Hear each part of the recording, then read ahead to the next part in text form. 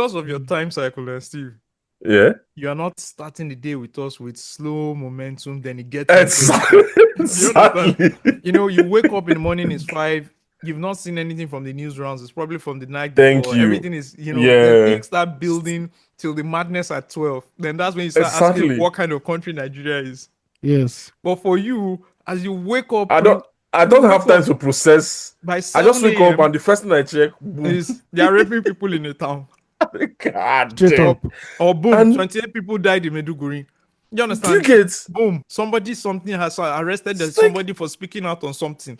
They don't Boom, ease you. the You don't ease commissioner into of it. works is building a massive hotel. Then he got somebody Osags, arrested. you see Then you see the variety of the somebody's missing. Then he tried to sleep with somebody. He didn't pay her to the finish. you see the variety of the ridiculousness. It's It's like it's just so it's then you like It's just check, overwhelming. bro. You just check again. You say, okay, let me leave this. Going to entertainment.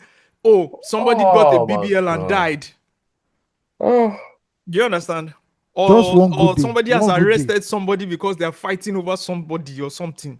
We're just Or asking for one or you day. just even see a snippet of Yemoli telling Kataifi on his live stream that 2020 was the best time that he made his first 100 million.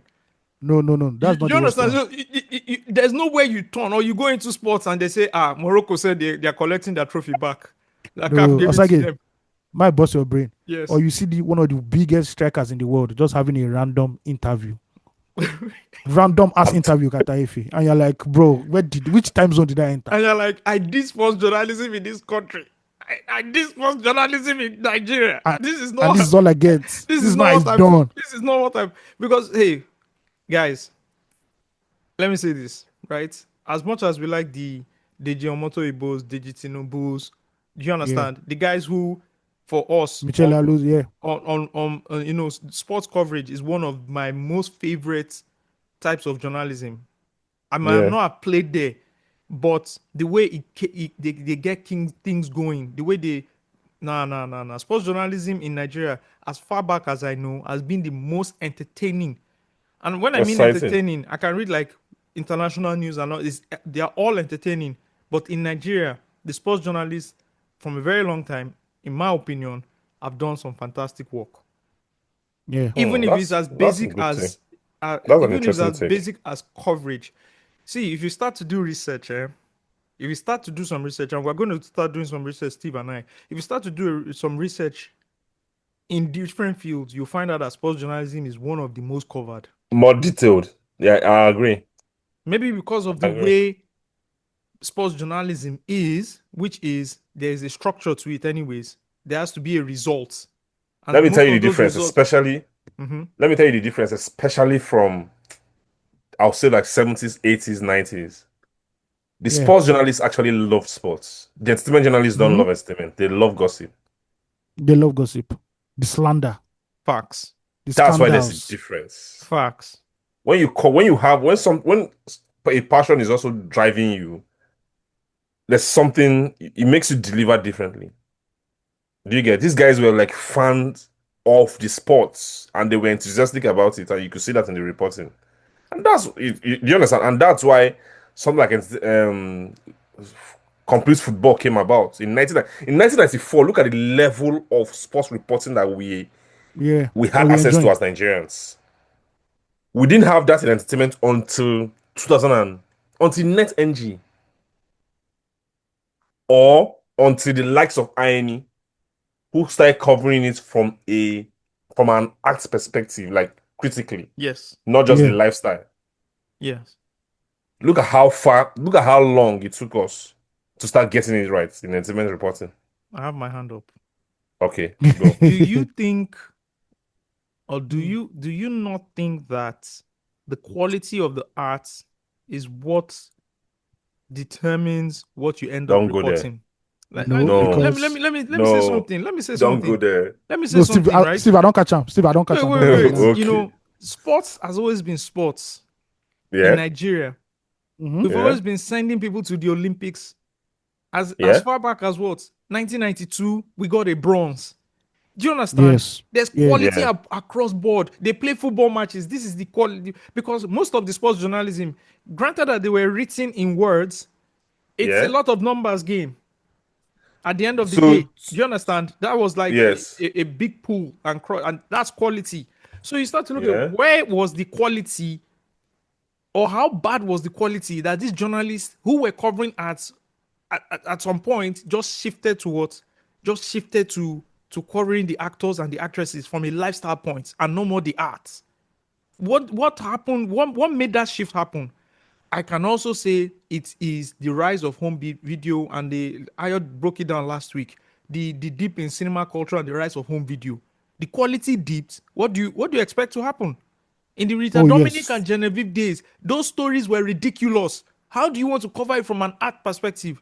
So the original art guys, you know what they now did? They now went further into the arts. They now moved into theater arts and all of that. And that's what The Guardian had, a section of that was now Yeah. different from what entertainment was. They call their own entertainment arts and was, culture. yeah, Yeah. Arts and culture. yeah. It was very You have a artsy. very good point here, Osags, because the sports reporting also got better, or I'll say it peaked at the from 1994, which came with the rise of the Super Eagles Super into the egos. Atlanta 96. The golden That group generation. was Yeah. what inspired the best sports reporting in Nigeria. That was what inspired Complete Sports. That's what inspired Yeah. was Brilla. Mm-hmm. That era inspired Complete Sports and Brilla. So that to that point, I agree with you. But to say that, oh, because the art wasn't that quality before 1999 is also not paying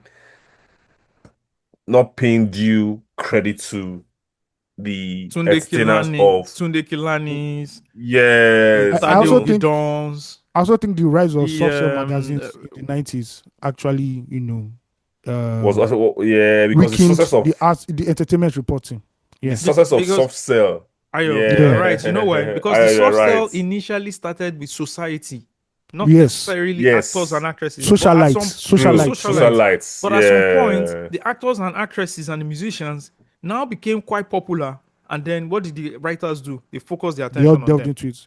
Like, Do, bro, do you see and what's happening? We've mapped yeah, this thing in a way with our discussion now. We've actually mapped it to what happened and who were the people yeah, started covering, because this encomiums, city people, city people, and global global excellence, right? excellence. Those are the three, right?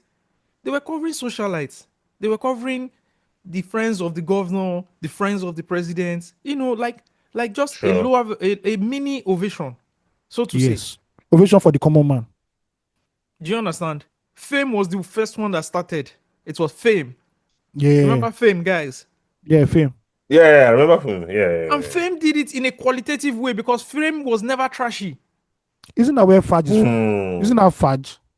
I think so. Yeah, Yeah. yes, I think so, Do you yeah, understand? Fame is, guys, if you're listening, Fame was the number one entertainment societal news magazine. We used to buy it after Pops. You understand? Like you buy Mm-hmm. Punch, you buy Weekend, Fame is in the house. We are reading Fame. yeah, We had stacks of Fame. And reading was so good back then. You go to what you've read before and you read it again. That's where we learned about all these people. So at some point, mini films came out which were less qualitative and a bit trashy. Yeah. Do you understand? A bit trashy, to focus on a certain demographic of people who love that stuff. I'll give you a great Yeah. example. There are these three blogs I want to talk about, and these layers. Oh, you sent us the rise and fall of fame. We'll put it in the show Yeah. notes. Fudge. Fudge wrote it. Yeah. Oh, I need to read it. I need to read it. That's a legend right there. Yeah, that's a legend. I need to read it. Anyways, there are these three levels that you can see, and I'm going to use the blogs in an era to describe it. There was Bella Niger. yeah, There Yeah. was Linda Ikeji. They came at different times, but they all played in the same space at the time. the same era, There yeah, was Linda Ikeji, and then there was one called Ladun Liadi, Yeah. mm-hmm. right? You can already see the way I've arranged it. The one at the in terms, the one that cover. In fact, there's no hierarchy here. That's also something we need to understand. There's no hierarchy, and if you even want to make anything into a hierarchy, you actually make the one with the most coverage. But don't let's go into Yeah, that conversation. Do you understand? Don't and I'll bring it back to what we did at Net, and I'll bring it back to what we did at Pulse. Anyways, the first section was the elite in the society. You understand?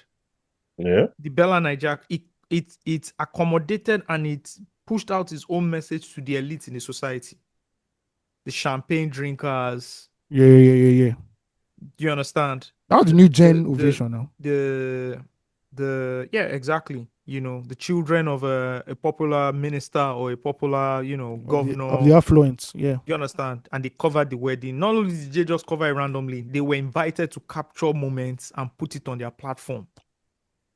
At some point, that you understand? People were paying Bella to do that. Okay, I need, you know, now them start engagement stories. Yeah. Maybe with the engage or bro, Bella Naija weddings is a thing now. Actually, be Bella is they institutionalize that. They had to open another website for that, which I would break down into why they shouldn't have, but I understand why they did anyways. But like it was getting to an era where they shouldn't have, you know, but that's on the side. So you had them. You then had Linda KG, right? She was more central. You understand? Mainland-based babe. Now I'm talking about lindakg.com now, not the lady, okay? Yeah. Describing their website. Yeah, of course. Do you understand? So if you looked at it, a Bella Naija website is a babe who stays on the island, who probably grew up on the island. Do you understand? Who went to school with some of the ministers' children. They kind of know each other, you know, schooled in Yankee or UK. After 4 years, came back, did their thing. Do you understand? They have their fingers, their friends are socialites. You know, they are all. So when you cover it from our perspective, our way. It was always clean and glamorous.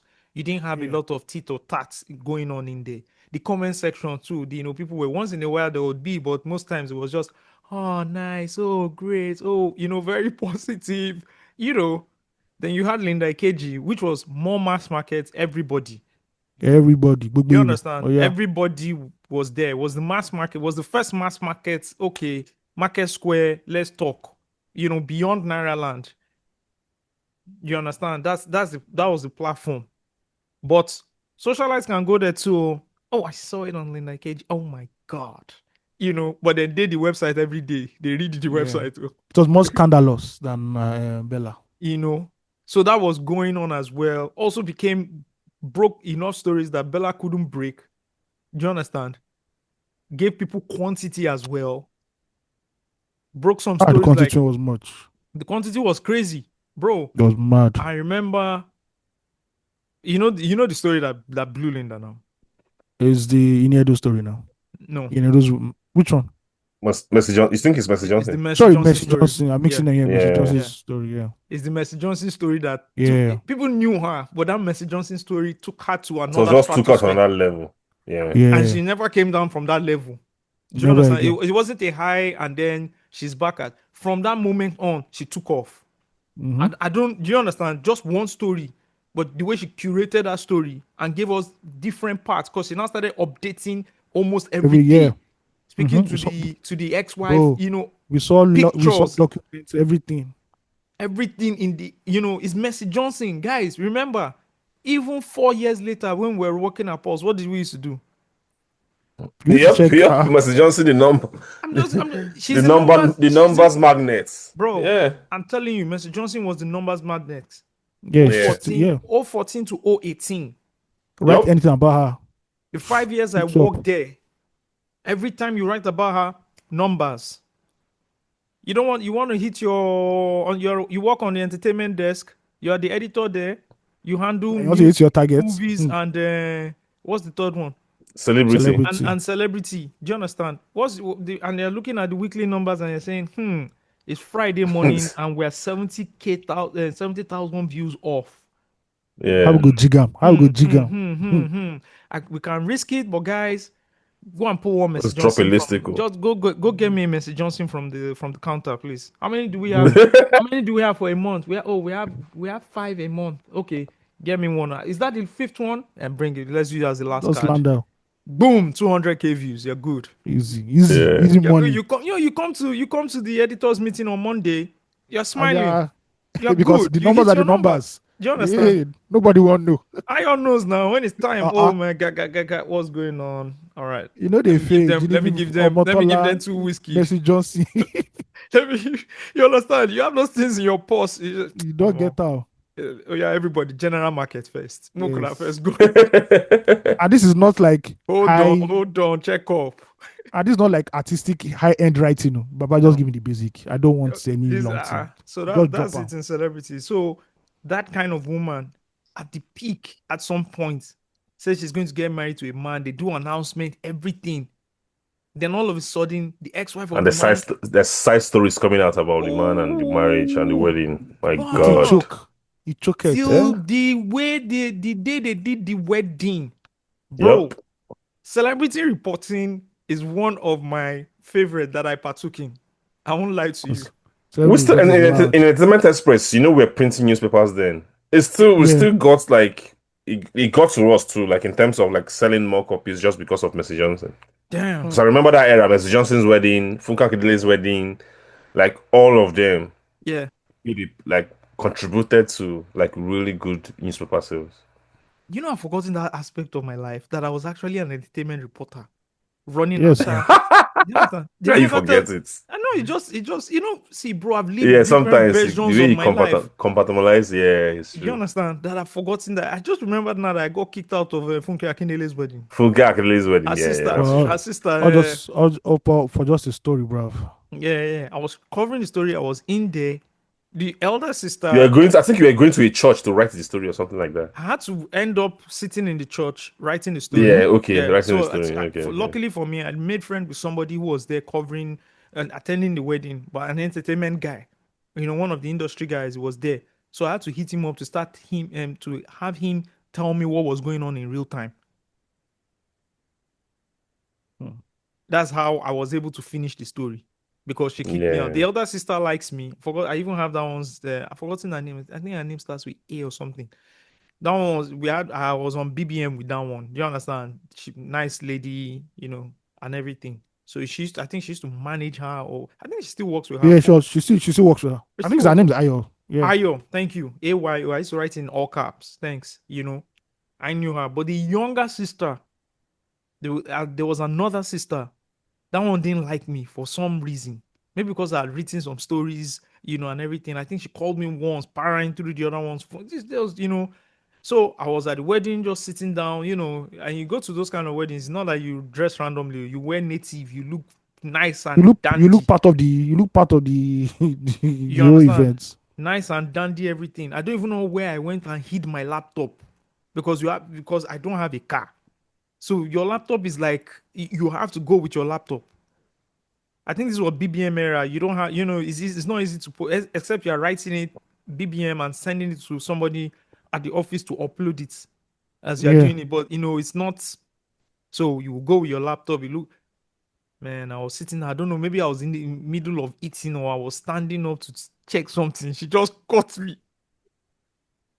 Just You kick you know where out. our eyes locked. I now acted like I was looking at something else. She came to meet me, brought one security guy, say, please escort this man out of here now.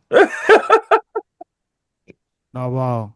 Because of I'm telling stories, you. bruv. Because of Do you stories, bruv. understand? She went and got the security. He said, please escort this man out of here now. Thank you.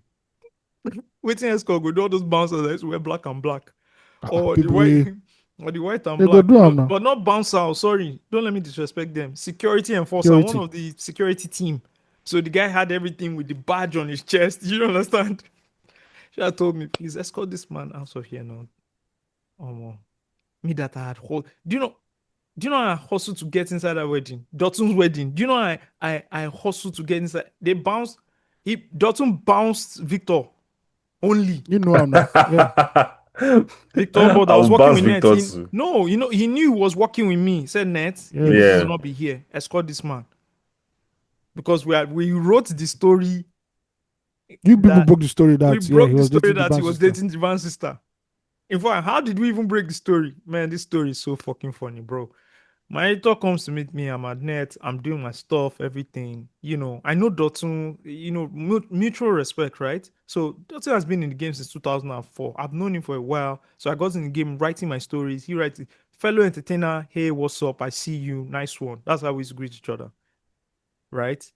Then all of a sudden, story falls on my desk.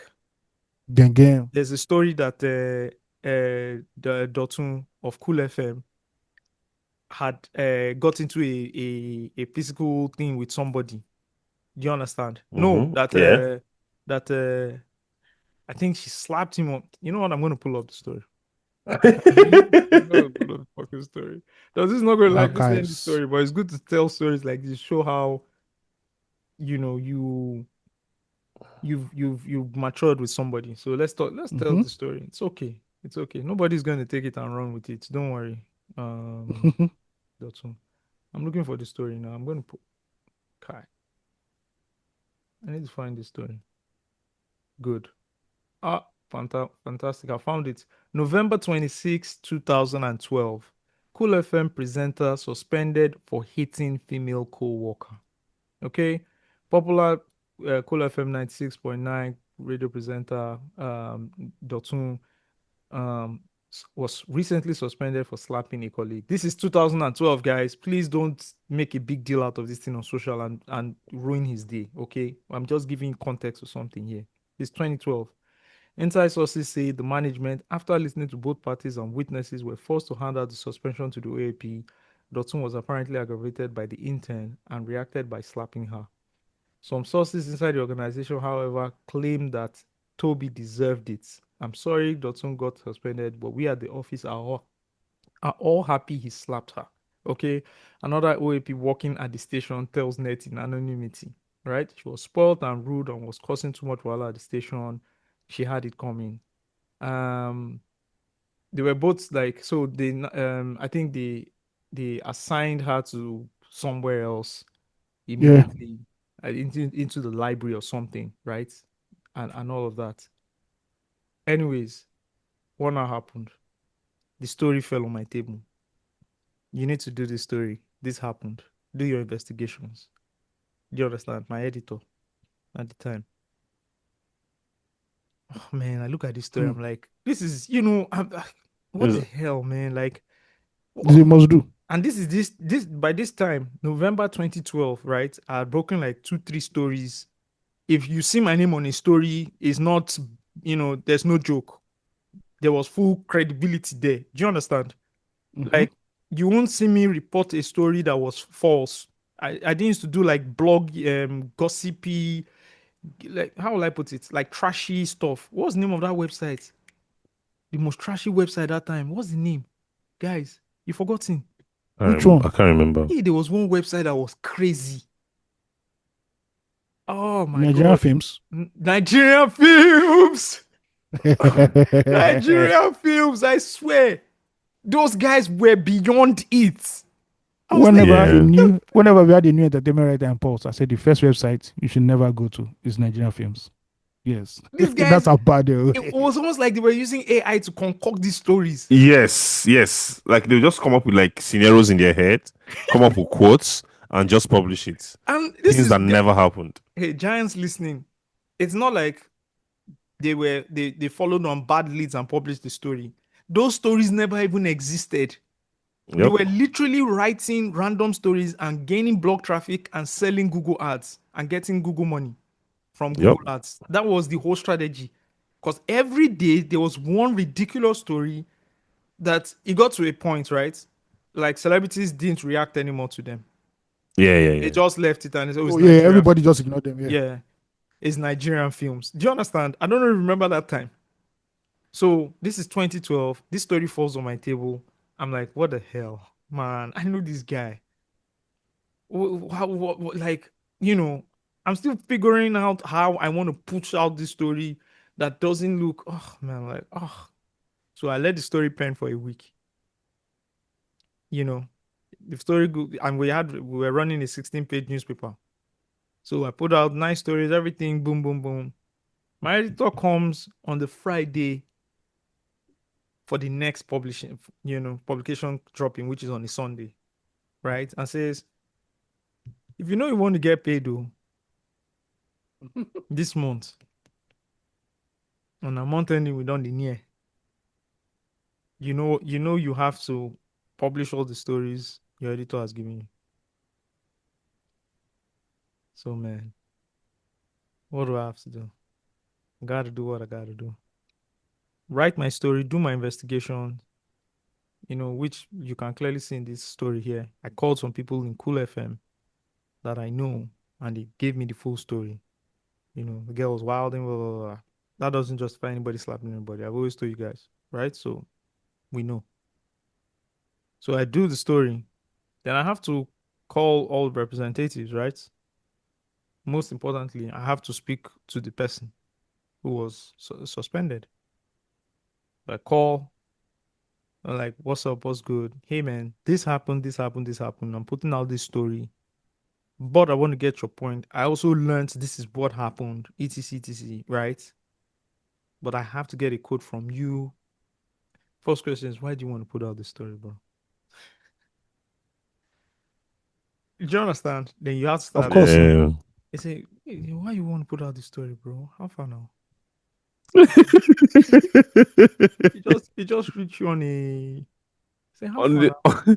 Like, what's up? Why? Okay, it happened, yeah, but why are you putting out the story? It's not. What's up? Now, yeah, I start today. What do they call them? I start today stammer. I start today kalulu. Start with the Kalulu. You understand?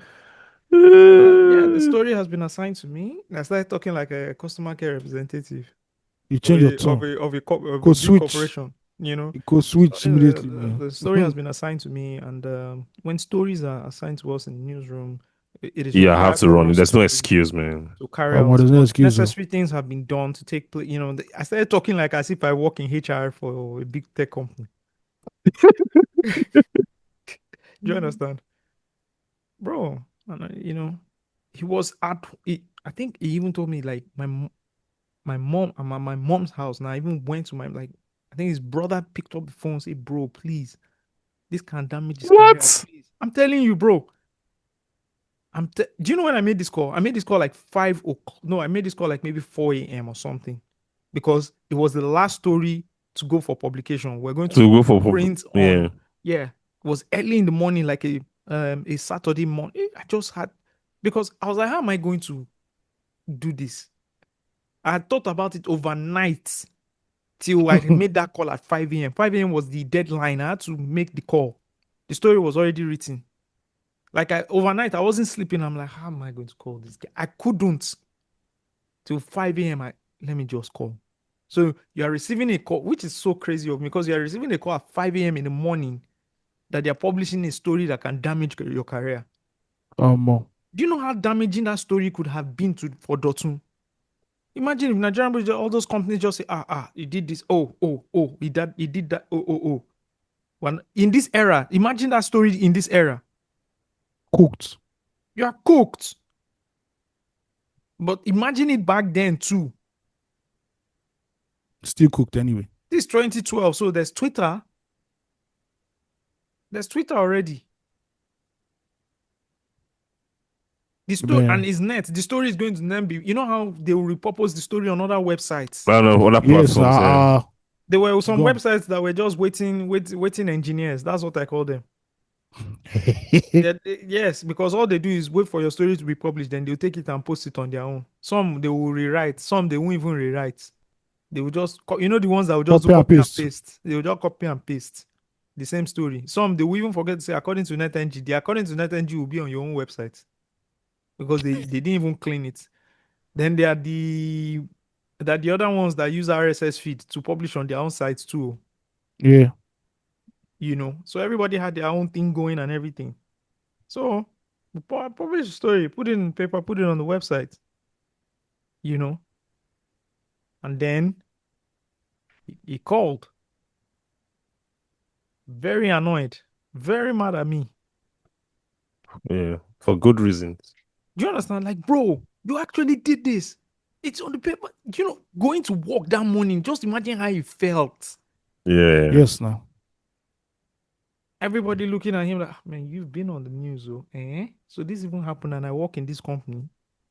Do you understand? Because people in Wazobia probably don't know what happened. People in Yeah. the other In the the other sister station, stations, But it's a they yeah. don't know. large, yeah, because it's a large building. Yeah. It's a large building. They have different. I've been to Wazobia before. I've been to Cool FM before. I don't think I've been to Niger FM. No. Sorry, I said Niger.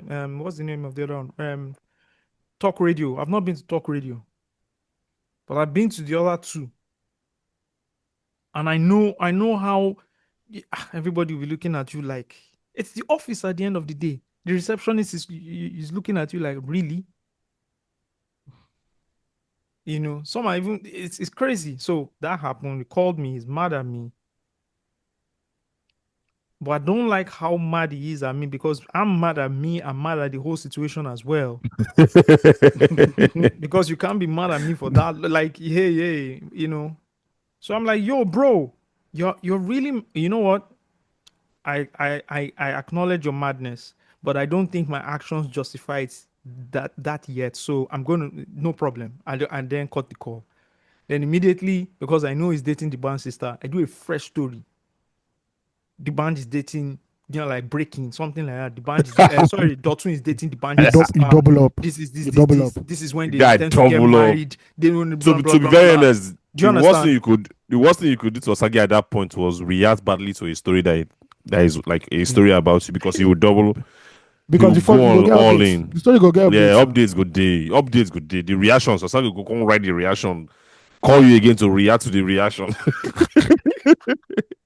At that point, you should know what's going on. You should just Oh god.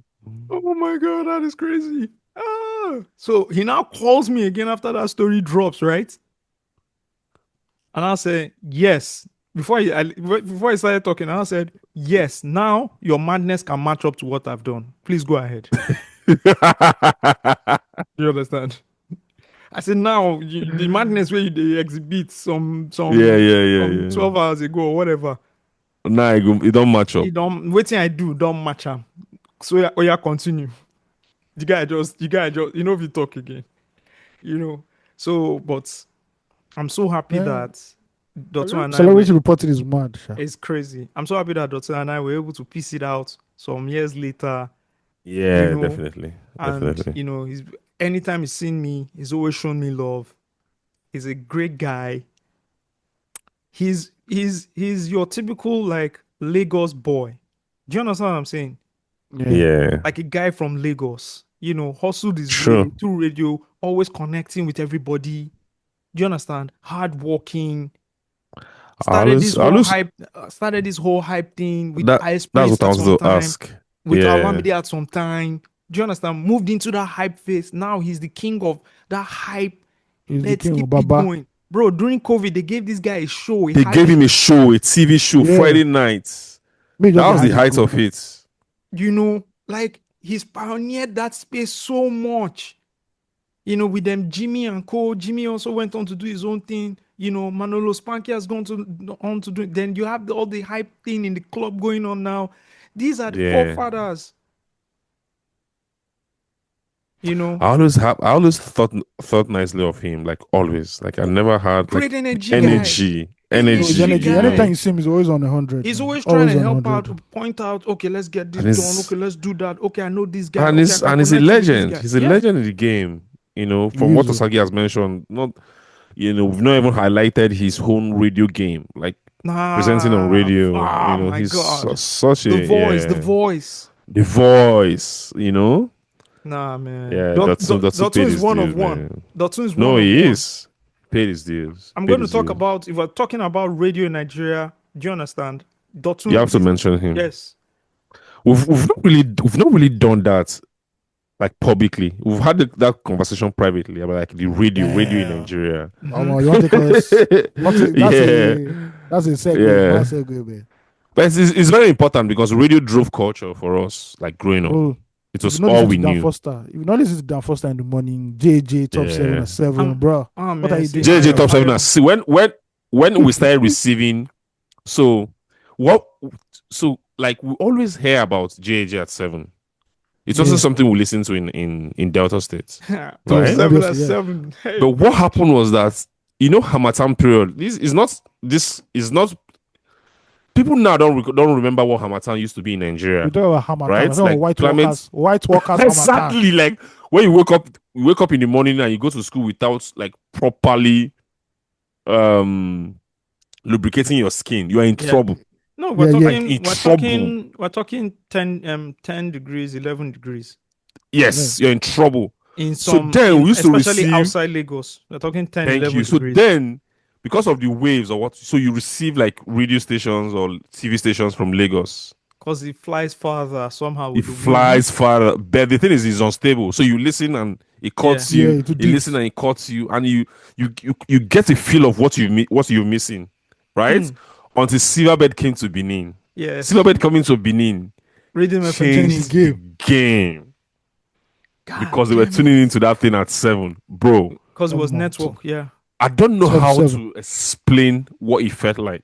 It felt Bro. like it felt like we made it. Top 7 Like jams. just at hearing 7. that voice, It's the Mechadon, It's the JJ. Meccan bro. JJ. That is the coolest voice Mom. I've ever heard on radio. Anywhere, international. Bro. Low. Yes. Bring anybody from Hot 97. I don't Yes. care. I can't explain that feeling. I understood. I knew this guy. They can't give this guy like a 2-hour radio show. The voice is too special. People can't be hearing too it for too long. No. What? He used to just come and do top 7 jams at 7. Then on Saturday and Sundays it was top 10 at 10. At No, 10, top 10 yeah, at top 10 at 10. No, it Yeah, was top something 10 like that. and they used to play around 5:30. So I used to listen to that. But top 7 Bro. jams. Remember is either number 2 or number 3 was a throwback. Yeah. Remember? Yeah. The first time I heard Eminem's Dear Stan, I will never forget this. I woke up just in time for top 7 at 7. It had just finished raining, and the guy just said, "Guys, I have a brand new one, Eminem Stan." Let's Bro. go. But the way he Top 7 introduced jams it, at 7, was Yeah. playing the latest stuff. latest. The Like, bro, if latest your stuff. song no day there, you never enter the game. I remember when Yeah. always on Jaro's always on time. Ha, Yeah. God. And this is always Yeah. on time. Jaro featuring Ashant. Oh God. The voice alone was golden. The voice alone was Bro. good. Yeah. No, that It's voice. insane. Radio was Yeah. good. I love Mad. radio. You know, I interviewed I did Dan it. Foster. Oh, For real? When? Yeah, I interviewed Dan Big Foster. dog. Yeah, The big I don't know dog. which station where I was on, probably at Net, but I interviewed Dan Foster. I went to that time he was working at the radio station. There was a radio station in Agidingbi. You know, that's when he moved. He moved not Agidingbi. He moved from Cool. He moved from He moved Cool. from He went Cool to Inspiration. Then from Inspiration. Inspiration, he went somewhere else. Somewhere else again, yeah. I think it was City. I can't remember. You know, but he went somewhere else. So I interviewed him because I remember I was on the mainland. I interviewed him as well. Yeah, I think it was Bro. City FM. It was City FM, When guys. that- It was when City that FM. first It was time- City FM. Jeje is still in the radio game in Nigeria, right? He's the GM now. He's the GM of Silverbird now. It's the GM now, correct? Okay. Yeah. Awesome. Yeah. You know, I remember when that first I landed in Lagos. The big Nah, it was too bro. much. Cool It FM was- killed. it was too much. Money radio. Cool FM killed everybody. it was too They much. snatched it from everybody. Yeah. it Oh, was you too bought an much. American to Nigeria. It's all over now. Nah, Come on. it was too much. Radio. It was too We've had fun times with radio. Man. Radio, much. bro. I enjoyed radio. I Yeah. enjoyed radio. I know, enjoyed see- radio just as much as I was enjoying TV back then. TV. I can't complain with radio because radio is. But I think I think radio was, I don't know, man. Radio had like this special feeling Mm-hmm. because it wasn't visual, so you had to like really pay. It takes your attention Yeah. Bro, way I more know. than TV. I remember- you What know? Shola Thompson was doing was doing night time. Shola Thompson, Rhythms No. of the Night. it was too much. It was too much, bro. I remember Bro. listening to Radio Continental at the time. What they call it now? Yeah, TVC's radio, right? I remember it was Radio. They had two Yeah. before the merger. I was listening to Radio Continental. There was a guy called The Love Child. The Love Child. Oh my God, his voice. Yeah, I know the Love Child. I know the Love Stories. Child. Yeah, This yeah, is Tony yeah. Doe. You know, he branded to Tony Doe. Yeah, yeah. I did not know he was staying in my area. For real? This was the era where we used to text into the radio station and they used to read our text. Yes, now. Big time. Let me tell you why. If I die now, right, like this very day, Big time. I'm happy how my life turned out. Yeah. I used to text Big Time on the phone to his show, and he used to read my text. Right? We grew from that relationship of texting into the radio station, and he reading my text regularly. He used to read it every So other day, becoming- every day. Becoming your friend. My friend. That's So- amazing. I've told you guys before, the first iteration Yeah. of this talk is actually meant to be me, Ose Suave, and Big Time. Because three Yeah. of us were buddies. We had a WhatsApp thing going Yeah, I on. We had a remember, group I going on. remember. We're buddies. We used to travel for, together. And I was just like, For me, that's Big crazy. time. That's crazy. I remember. You know, What you know, was Olisa's like lore? Like, Olisa was he too had like a badass he, morning show. No, before he had a morning show on Beat FM, he had a show. he had a He show had on like Cool a drive FM time now. show, Cool FM. I remember Trapped in the Closet. The guys have a brand new. I remember that day clearly. And that, Olisa was just magnificent on radio. that one, he was the boss.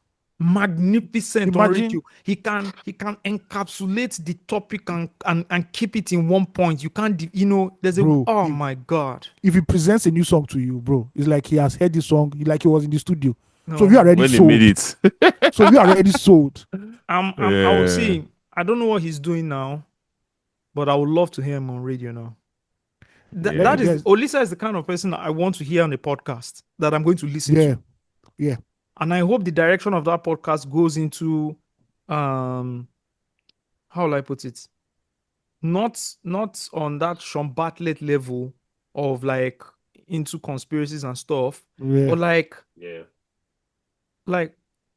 like what Charlie Boy and Tunde Obe were doing with Zoom Time. With Zoom time, yeah. Remember Zoom Time?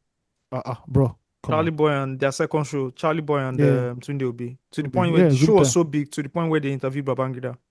Yeah. They interview politicians doing They, hardcore. they, They doing they, hardcore they discussions. interviewed, Charlie Boy. They interviewed Babangida. This is in Obasanjo's time now, right? Zoom Yeah, time. yeah. Zoom time. They went, they So interviewed. It was a big interview. That one was, they used to rerun it. And you could only watch it on TV. There was no YouTube. and that's why you see it today. Whenever you see Charlie Boy with Obasanjo, you can still see that friendliness, that they Yeah. have. Yeah. So I have a story to tell you guys about Yeah. radio. This is wild, and I know a lot of people know that this person was a former a serious radio presenter. So this was when Lil Wayne was going on his cameo runs. When Lil Wayne just came out, we're talking about Soldier, right? And people are like, Lil Wayne has changed. What is this guy used to be like, average, but how come he's so great now? And this radio presenter came out on a Saturday or even a Sunday afternoon. I can't remember, Saturday afternoon or Sunday afternoon. And the radio presenter said, Lil Wayne is the best rapper in the world. Guys, this is when Lil Wayne was still doing Soldier. He was just jumping on people's songs. Kata 3 was not yet out yet. Even Kata 2 was not yet out. He was just having mad run. And me and my brother were like, how can this person say Lil Wayne is the greatest rapper? I mean, he's the best rapper alive right now. And lo and behold, a few years later, it actually came through. That OAP was Kemi Adetiba wow. on Rhythm 93.7. She made Wow. that call before anybody that, look, Lil Wayne is the greatest rapper right now on That's earth. crazy. Kemi is another one I didn't bro. experience. You didn't experience Didn't Kemi? experience. I fuck No, experienced I love didn't. Kemi. I didn't. Kemi I is, love Kemi, man. Kemi is top notch. I Top think notch, man. I think Kemi was also reading my stuff, my texts as well. I became a texter. Like, Bro, I think Kemi used to Kemi did Banky's first Rhythm FM interview. makes sense. The first one, and she was saying, watch out for this guy. He's gonna be the next thing. This is Banky W. Do you understand? She was saying this is going to be the next, bro. When people tell you this is going to be the next guy and that happens, that's the shit. It's like I remember magic. back in uni, right? We're at the very big hotel in Ilorin. Storm All Stars had come to do a show. Yeah, We were all rapping back then, all of us, blah blah blah, right? So we got one of the group members was like Sasha's cousin, so she brought us to her, and we were now like asking questions. It's Sasha, man. This is Sasha. that's lady. Come on. This is just about the time she wants to, maybe 2006. She's just about to drop. In fact, she premiered Adara that night, Wow. like the Adara record, because she was looking. So this is Emima Legon Sasha, but like she had joined Storm, did a couple of things, but she was trying to work the single to get the album out, and she didn't. She had not found the single. So Adara was the single, and if you listen to the beginning of the record, she's talking about that. Yeah, Performed it for the first time that night. So we met her and we're just gisting and everything. And she was, yarning with us, all of that. Then I remember her telling us there's a guy called NATO. This guy is coming. This guy is better than everybody out there. Back then, NATO was backing her up on stage. it's crazy. Imagine we have the footage of that. Yeah, NATO was her backup on stage. We'll open up for her, that kind of stuff. He said he's opening up for me right now. We're going around on tour. He's, watch out for this guy. He's the next best thing, NATO C. That's the first day I heard the word NATO C. The next day or the next time was when I bought the Sound City mag, and Storm Records used to take a whole page and put all Yeah. their artists around. You remember that? Do you remember? Yeah, I remember clearly. I'm like, NATO C, Oh, okay. man, the good old Okay. days of radio, sha. You Radio know, was nah, radio was radio very was dope. good. I fucking love Yeah. radio. I fucking love those The internet has interactions. changed a lot of things. The way we Yes. consume music, A the lot way of we people are interact with talking, stars. so we can't hear the people that should be talking. Yes, that's the problem now. Because radio will get the people that should be talking. Oh, bro. Even some shows, bro, we've not even gone into like health shows that we just randomly stumble on, and somebody's talking about, do you understand, on a, how to on a Saturday afternoon. do you understand, on Saturday afternoon, and you just random health show, or the Or crazy sick- people that will call in, Oh my lord. you know? Even all those lunch break, the one like AIG's lunch break. Yeah, That was a thing, bro. it was a thing. It was From everybody's Jumobi listening to Adegbesson it. to the other lady. Yeah. Yeah, you Bro, know. lunch break. This is just the lunch Is it, break. is it oh. not is it not the handover show between Tools and Gbemi that became a podcast? Yep. Yes, no. A podcast Yeah, that of has course. 9 seasons. That's true. Do you understand? Radio was beautiful in all ways, It and was, we lost it the was. magic. We've lost that magic, and I don't know what to do to bring it back.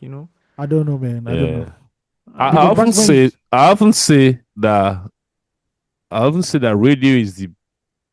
radio is the best way to understand a place. Like when you move to a new city and you want to really understand that city, like get to know what they do, what they think, like what they love, what they hate is radio, right?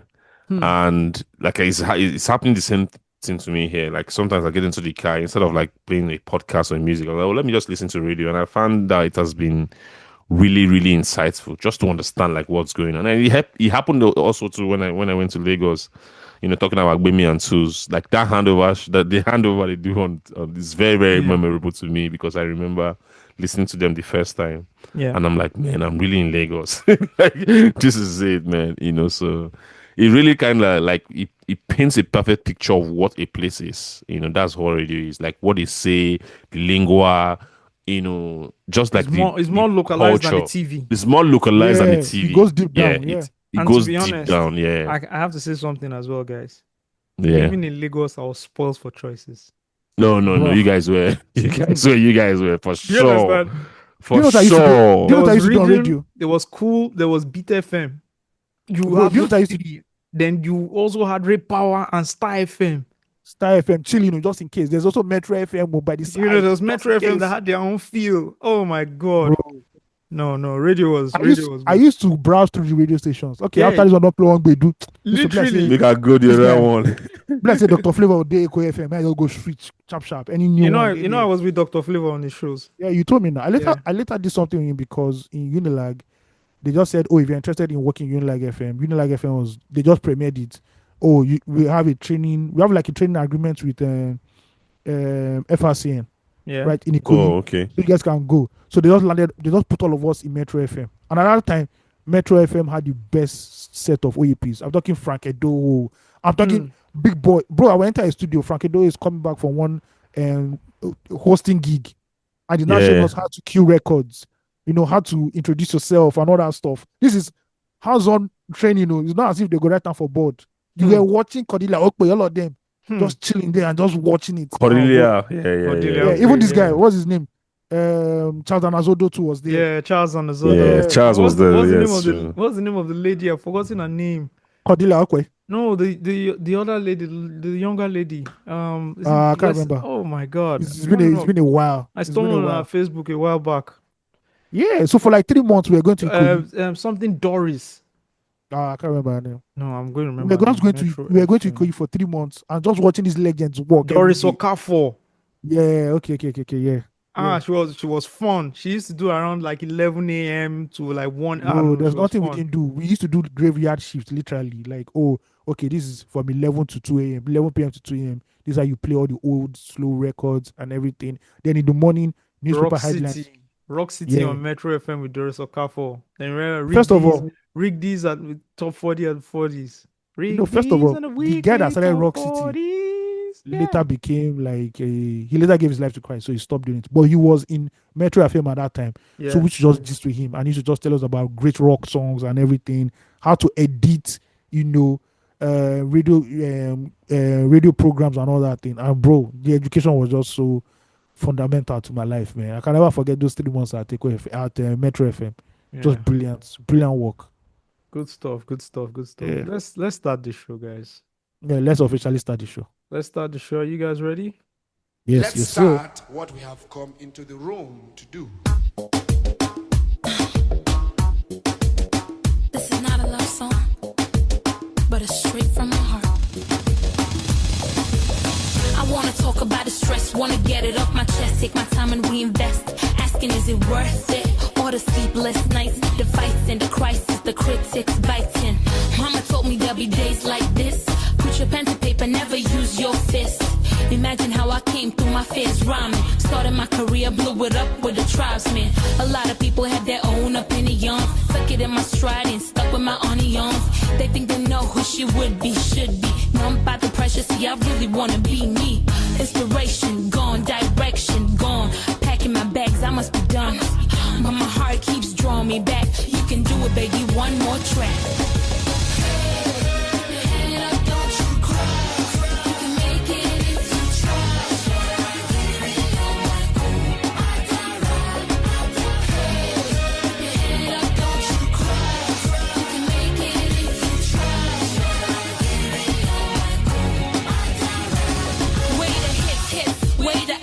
Have to measure up to the standards of the stardom. Can't explain 3 years running and only one single. Confess it to the audience, only one video.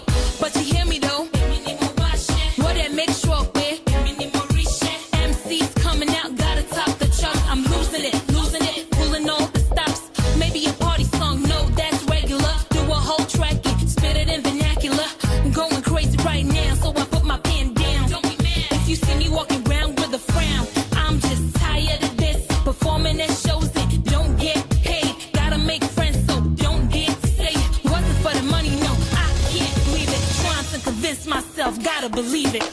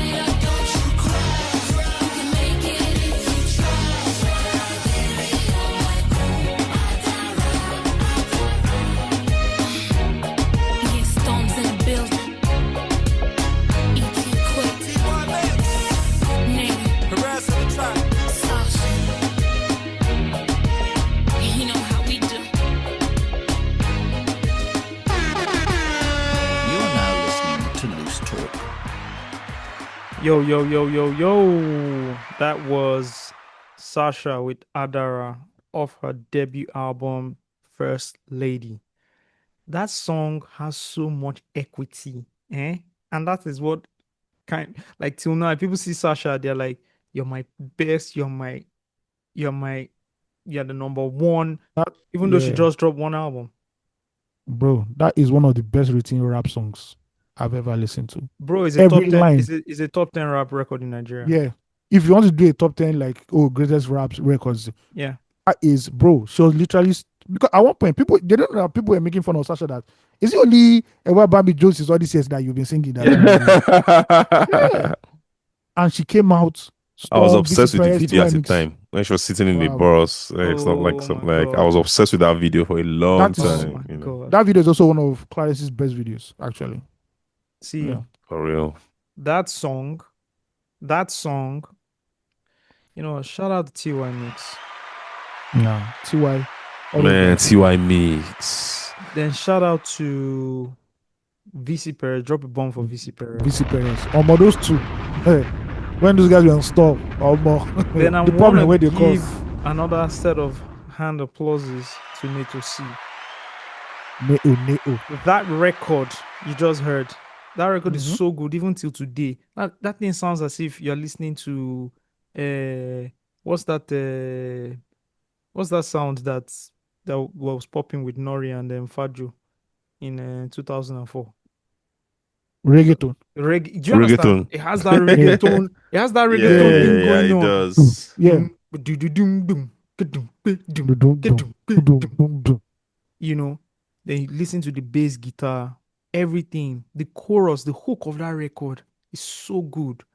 Then do you hear Neto's background vocals on the Hey. record? When it says, Yeah. hey, hey, you know, it's a record, man. So Neto was there on the record as well, was in the studio. It's a record, man. And the record that record took another 10 years, man. It's a good record, man. No. That's Anyways, a good. That's a man. record that makes an artist. Yes. You just need one record. It's like some people just need one record. It's just one record and you go, one record. Anyways, man, welcome to another episode of Loose Talk. We've already talked and talked and talked, but that's us. We are officially introducing the show. I got with Yes, me sir. my main man, Steve, Mr. Steve Day Day.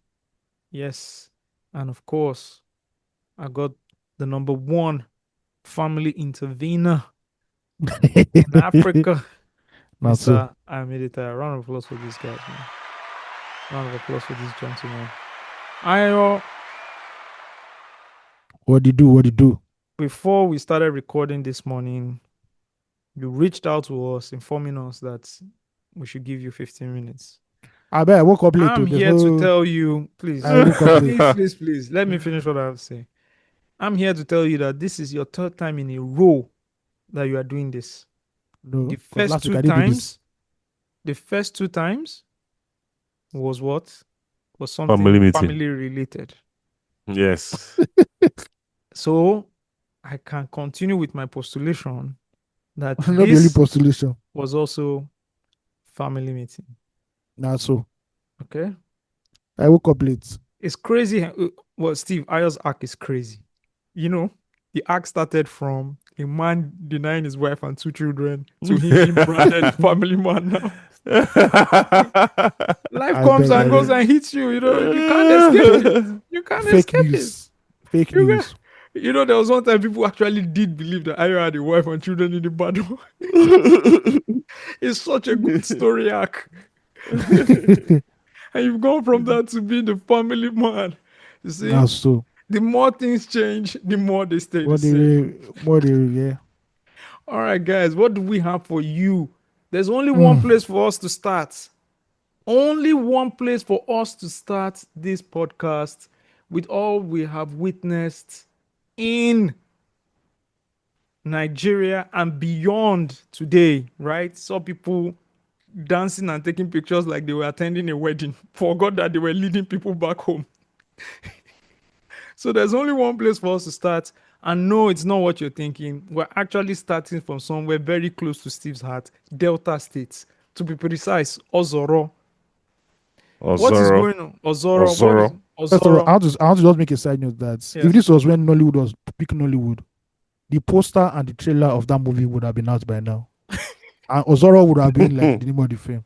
But now It's everybody it's not as if they do some creativity behind the name. Nothing. It's just No. Ozoro. it's like that. Take it like that. They It's just, like that. they just make sure they write it in bold, thick red Exactly, It was red. red. Yeah. with the Finish. blood, with the blood dripping. Finish. Anyways, Oh, not to God. make All hard work. not to make light of what is going on right now in Ozoro in Delta State, but Oh, apparently, what went on? What happened in Ozoro? yes. Hopefully, it's not happening right now. Yeah, what happened? Sorry, not what is happening. Imagine it Exactly. continued, yeah. Oh. Okay. Sorry. So a number of girls have been reportedly sexually assaulted by men in this. This is a town. Is this a town or a village? It has to be a town because I saw. It's a they town. have Ozoro is a yeah, town. They have not a a whole village. university. Yeah, a polytechnic. I Oh, saw it's a not. lady. Maybe it's not a university. No, Yeah, I maybe think it's not a It's university. a state university. Oh, I think they turned it into a state university recently. Yeah, that's true. I Yeah. was just watching footage of it. I'm seeing it here. Southern Delta University, Ozoro. So this might be private, I don't know, but it's called Southern Delta University because this popular person on the internet called Agunwa actually visited the community, you know. But let's Sorry, even find out what is sorry, going on. mention Yeah? that name. Did you just mention Agunwa now? Yes, That's a Agunwa. lady, right? Yes. Okay. One day we'll do side. That's a side quest. We'll continue. No, but give me some preamble. So- Now you've piqued my interest. Who is she? So that is the number one. All men should die. Personality on Nigerian internet. That's the number one. Oh, really? Yes. Yeah. Agunwa supremacy. That's our full name. Oh, I'm just Where's that learning. pla- I'm Where's just which platform? Is it Instagram or Facebook? TikTok. TikTok. Video trenches. TikTok. Yes. Okay. Yeah. I'm just learning of her for the first time when this video came across. I'm now a grandparent that stays on Facebook, Abi. By Bro, staying on Twitter, that's who I am, Abi. I'm not gonna lie. If I see that babe, the waka come at the run. Because you might just get it. You might just get shot in here. But continue. So this university was turned to a university in 2021. It was a polytechnic from 2002 to 2021 before it became a state university. Okay. So Yeah. young girls have been, well, let me just say, girls have been reportedly assaulted by the men in this town, right? Girls were seen during the festival being raped and molested. A local chief was said to have organized the festival. 6 people have been arrested over the festival. Just 6 people. I'm going to read Premium Times report on this now. The police in Delta State, Nigeria South, said they have arrested 6 suspects over a bizarre festival where women were publicly gang raped by men. The festival reportedly took place at the Ozoro community in the Isoko North local government area of Delta State. Bright Edafe, the police spokesperson in Delta, disclosed the arrests. Odafe, superintendent of the police, named the local chief Omorede Sunday as the festival organizer. He said the chief and another suspect, who is the community head, have been arrested alongside 4 others. According to multiple reports and videos circulating online, today is said to be the day of this festival in the Ozoro community, and the girls were warned not to go outside. It is alleged that any girl seen outside could be attacked and raped by groups of men. Premium Times learned this bizarre festival has been as an ancient tradition in Ozoro community. Apparently, there's a tradition that has been going on for ages, for decades, and it's a feast of a particular deity which lasts for 7 days. In these 7 days, women are not supposed to be outside, and if found, men have the free reign to molest and sexually assault them. An ex-user, Veronica Park, said on social media, on the social media sites. So, of course, Nigerians have been outraged with the viral clips.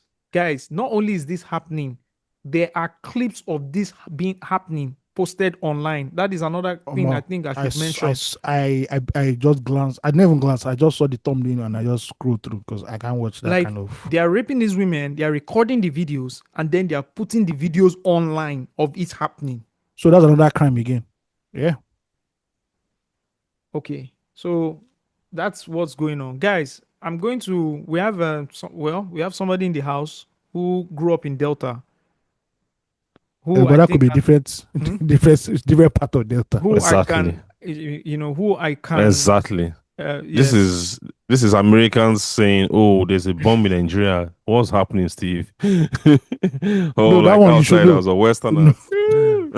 Anyways, this is so I also watched the Agunwa's video and she was explaining she got there, started doing her own investigation and asking questions, and she learned that during that period married women are meant to come out for those who are seeking children. Sorry, not married women, but I think those who are seeking children or something, they can come out, they rub something on their belly, this happens. But during this period from 4 p.m, women are not supposed to be seen anyway. This is her own description. So she visited the place, talked to people, and this is what they explained to her. And then she also met with a number of people in the market women. Some allowed her to record, some didn't. She also inserted those videos where the older women were saying they told these women for several days, at least up to 3 days, that they should not be seen after 4 p.m. Why were they outside after 4 p.m.? Oh, it's after 4 p.m., not like the entire This day. is what I heard. Yes, Oh. that was after 4 p.m. So I'm trying to understand what is going on. We didn't hear about this last year. Does this happen like every 7 years or something? Because she tried to allude to that. What is going on? Have you heard of this before, Steve? This the first time I'm hearing about this. This is the first time I'm hearing about this. And the reporting for this issue has also been so scattered. I'm not sure any major media house has sent their reporters there, because these are the kind of questions we want responses to. These are the kinds of questions we want answers to, right? But there's nothing right now that exists on Nigerian internet, because I've searched and searched like for like stories, But guess what? interviews, Context. police reports, context. There's nothing. It's just rape festival. How can there be a rape festival in 2026 all And of a that is sudden? that is why I don't think I mentioned rape festival anywhere now, because Yeah, it doesn't make sense. There's no. it does rape not make festival. sense. Even after listening to this lady's breakdown, there's an actual festival. There's an actual festival. Yes, You understand? And at some point, it's required that women do not come out, blah blah blah. Right? That is Yeah. another conversation on its own, as how Entirely. Yeah. Nigerians were not ready for anything, right? But how this thing has been branded to mean that it's a rape festival is shocking. And how people, and that's the problem we're having. Like, everybody's on social, even the reporters, they are influenced by what social is reporting, and then they are taking that to platforms to That report. taking it to platforms to report. Yeah. And my last Nobody has Instead made of a them to phone call. investigate. Nobody has that's made a better. phone call. Steve, there's no need to make a phone call. There's something called NT Asaba. There's no need to make a phone call. NT Asaba is in Delta. It's not in Delta State. See, Yeah, but it just happens like that. I don't know. We need to do better on all levels. Where do we start from? That there's a festival going on. If women are out, then you have the free right to rape them. What kind of law is that? That's one. Two, you are now emboldened because somebody said this, and then you are looking for somebody to go and physically assault, sexually assault. I saw women crying, and the people were pulling them, and I'm like, what the hell is going on here? Are you guys crazy? On camera. It's almost like something took over their thinking system, and they became a bunch of honey dogs. What is going on? The women that have been affected, they are not going to be, let's call a spade a spade. They are not going to be looked Nothing is after. happening. They are not going to be supported. Not only that, guess what? They are going to now be chastised and branded. Do you understand? In a way, I can explain, like, their value is going to be lessened. It's almost like we're in the time of Rome again. But these things exist. I don't know, man. Can't be dealing with dirty politicians and upcoming, elections coming on, how we should be getting rid of bad leaders and all of that. Then you people are here raping people. Like, guys, I don't know the worst understand. thing. I know the funny thing. They'll say it's that tradition. I'm so emotional about Nigeria, man. And sometimes I wonder why. And it has gotten worse in the last 2 Of course, the 2 years that yes, now. in the 2 years that I've lived in another country. And I've mentioned it several times. Like, how do we change? I think this thing is like how do we change the cognitive culture of Nigerians? Give them more Like- milk to drink. Like, it contributes. Nutrition is a huge factor too. I keep telling you It guys, contributes. everybody keeps looking at me weird. It contributes. Like, Right now in And the it's north, just there is no milk. You know what they are using for milk? You know how they are getting calcium? When they kill an animal, they take the bones, they dry it, then they grind it to powder, and that's what they use in drinking their pap. yes. There is no milk. Like, It's happening. The New York Times reported it. it's happening, guys. Like, these things are not Those children, isolate. those People children think in about the these next things 10 as years will be 15. What do you think? Yes. Do you think they're going to think with the same way you are thinking? They have the same cognitive No. ability. Definitely not. And these things are troubling because it's troubling. The reason why it's even more frustrating for me is we are having these conversations and we're not seeing this conversation being had on a broader level in terms of, a government will come out and tell you that, oh, I'm building roads, I'm building bridges. When they start mentioning the physical Hospitals. projects, infrastructure, the hospitals that are doing, World class. they were- Ultra-modern. and man, I don't want to go on like on a rant, right? What people don't understand, like for example, like Jackpot is deeper than economics. It's about like a, a certain mental peace. Is it Like people are chasing psychological? dignity. Yeah, dignity in like in everyday transactions. People are Dignity in life. chasing predictability, like how like to be stable. Like that's so many things that involves Stability as well. stability. Thank you. Yeah. So almost every day, these things that I've experienced living in another country for like 2 years, it has driven me into every day I go on chat or on websites or like on the web to just think about like how do countries develop a cognitive culture, like a certain way to live. And when every time I read it, I always end up with this hopelessness. You know why? Because it's one of the hardest things to do. Like the countries that have done it, it took them decades. But it took them blood. it took a lot of work. And trust me, there's one thing Nigerians don't want to do. Nigerians don't want to work. And anytime I've had these conversations privately, I've had pushbacks. Nigerians are one of the most hardworking people in the world. Facts. The hustle is not work. Like hustle to escape an economic reality and push off yourself in the financial class is different from a system of work. Like where You're right. people come together to say, what do we do? Yeah. Like where a public servant is in your office saying, I contribute to the development of this country. I will have to do my best, not bringing your melon to the office to peel. Or your egusi to that's work I'm talking about. That's egusi that is peeling to sell his hustle. There are Right? two different There's- things. I that's understand two what you're different saying. There are two things. different things. Hustling to get a paycheck, Bro, right? Versus thank you. hustling to be part of A civilization, system, building be something. part of a long term. Exactly. Bro, I see And people when here be passionate about the simplest things. I remember when I went to the library God.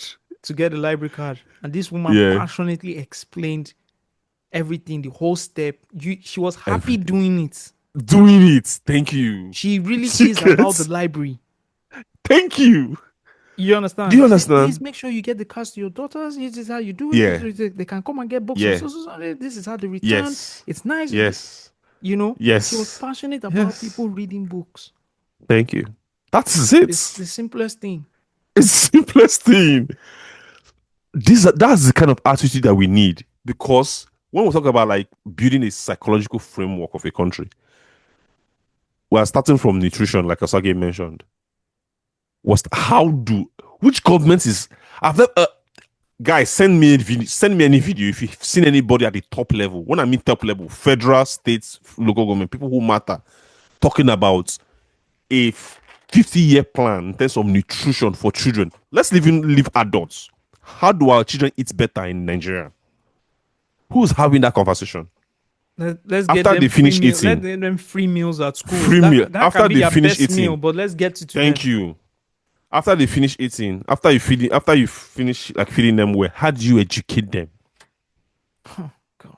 After educating them, how do you reinforce their education with what we call orientation, like what we say, like messaging, like when you reinforce education with like Yeah. messaging, narrative, like Yeah. how do you keep reinforcing it? How are we doing this that- through local media? How are we doing Local this media, through schools? government agencies, schools, Yeah. churches, religious houses, like pushing stuff education, like just pushing education pushing education. constantly. Telling all the pastors, These all the things- imams, this is you have to push education. Everybody. These things require work, Yeah, a lot of work. yeah. You're damn Like right. if I'm, bro, You're right. How do we create our what they call it, our school competition program and award the best students? Thank you. You understand? And so we can create let's use Delta State and say Delta State math competition and make it Thank you. make it a thing. Yeah, we mentioned the Singapore guy, Lee Kuan Yew, a Lee lot on Kuan this Yew. podcast, right? Yeah, Lee Yeah. Kuan Yew. So I started reading about South Korea recently, where after the Korean War, South Korea was in extreme poverty. Like they were extreme, like everything, the society, like the country was like dead. But what they did was just simple. These four things that we mentioned. How do we ensure that once a child is born in this country, they eat good food, first of all? Let's start from there first. So I remember reading that passage and just thinking about Osagie. Osagie will say milk. But Osagie, why are you so focused on milk? For children, Not only milk person will they chop every day. no, now. for children. But why are you so focused on milk? For children, it's good for their development. It is actually. It is. A glass a day. One of my daughters It was is. not like, drink this thing. A glass a day. It is. Then education. These are the two things, bro. Then after the education, like as adults, how do you keep reinforcing, And How part do of that reinforcing, part all of these things reinforcing that is just education, subtle Osagie, reminders. is also part of a way to reinforce this education we're talking about. It also has to do with policing, because people have to be punished. Do you understand? That's how, like, when people don't get away with stuff, that's a system, that's a strategy to also reinforce. Yes. Thank you. So these are the things, like, when I want to hear Nigerian politicians talk, these are the things, not, I will build road, I will build this. Those things are, you go build them now, you don't go build them before. Like, those things are basic. So that's my fear about this country, because at the end of the day, like, you can't tell me that people who are thinking in their right minds, like adult male, like men who probably have sisters, daughters, they're on the streets participating in something called rape festival or whatever it is. It's crazy, bro. It's insane. Like thinking about it, it's something you watch in movies and you will laugh it up because you think it's just too extreme. Like the fiction is just too extreme. But this is no longer fiction. This is real. I don't know. I don't know. And you see people saying, why did the girls go out after 4 p.m.? Do you understand? Bro. Bro, so see, guys, and this is why you people that used to travel for NYSC, I always look at you people and I just pity you people. Milk and NYSC. They'll post you to this town now. They'll post you to this town. You don't know what's going on. Tomorrow, bam. 4 p.m. you come over house. Randomly. This is festival. It is not safe to go to cities that do you understand, bro? There's a freaking university in the town. So you're telling me that the students from university that are being educated about XYZ, they should come out after 4 p.m. and they will face that fate? Then why is there a university in the town? What are they teaching them in the university? Why is the university not even reacting to this story and putting out a statement? Do you understand? We're cooked, guys. Cooked. Let's keep it going. Before we go ahead, we have to play this song before we go to the next topic. We have to start like this. You are now listening to Loose Talk.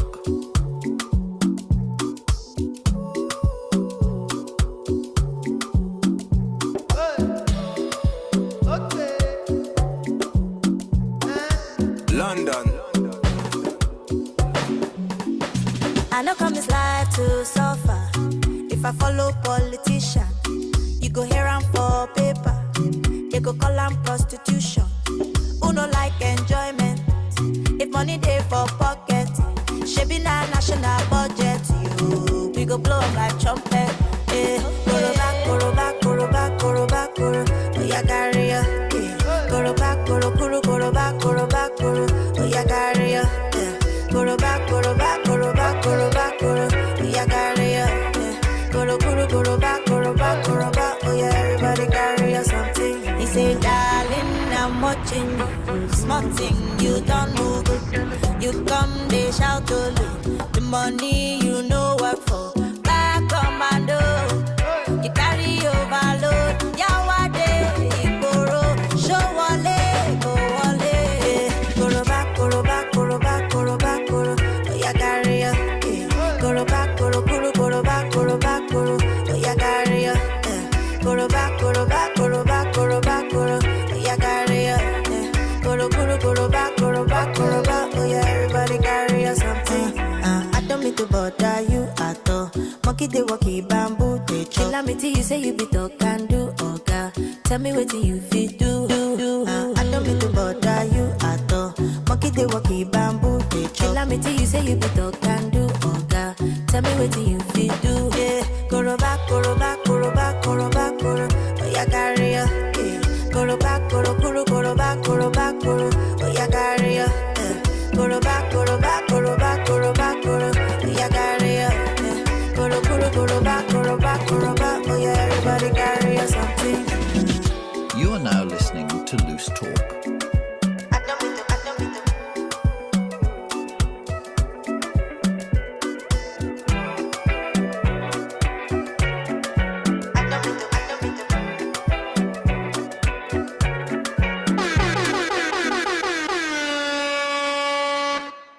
Shout out to Tiwa Savage. That was Koroba off her album, third album, Celia. Shout out to Tiwa Savage again. Yes, yo. Why are you If- playing this record before the next topic? Because the record that popped up in my mind, and I've been. That's how I. Why play did it pop records up? on- Why did it pop up in your mind? Records randomly pop up in my mind. My mind is like a disco machine. Fair enough. It just plays. I just play music in my head and it keep it going. Fair enough. Yeah. Yes. Yo, if you have not been living under a rock, you would have seen what they call this kind of pictures. The only thing I didn't see and I was not happy, or maybe I didn't see it and it existed, was I didn't see an official hashtag for the event. Like the one for the whole the one they did for, what's the name of, was it Dubai or something? They went for I went to Dubai a conference. sustainability conference, exactly. And they were putting hashtags everywhere. What are we talking about? President Bola Ahmed Tinubu had a state visit to the United Kingdom, right? He's the first person to do it since General Ibrahim Babangida did it in 1989. So about 37 years, guys.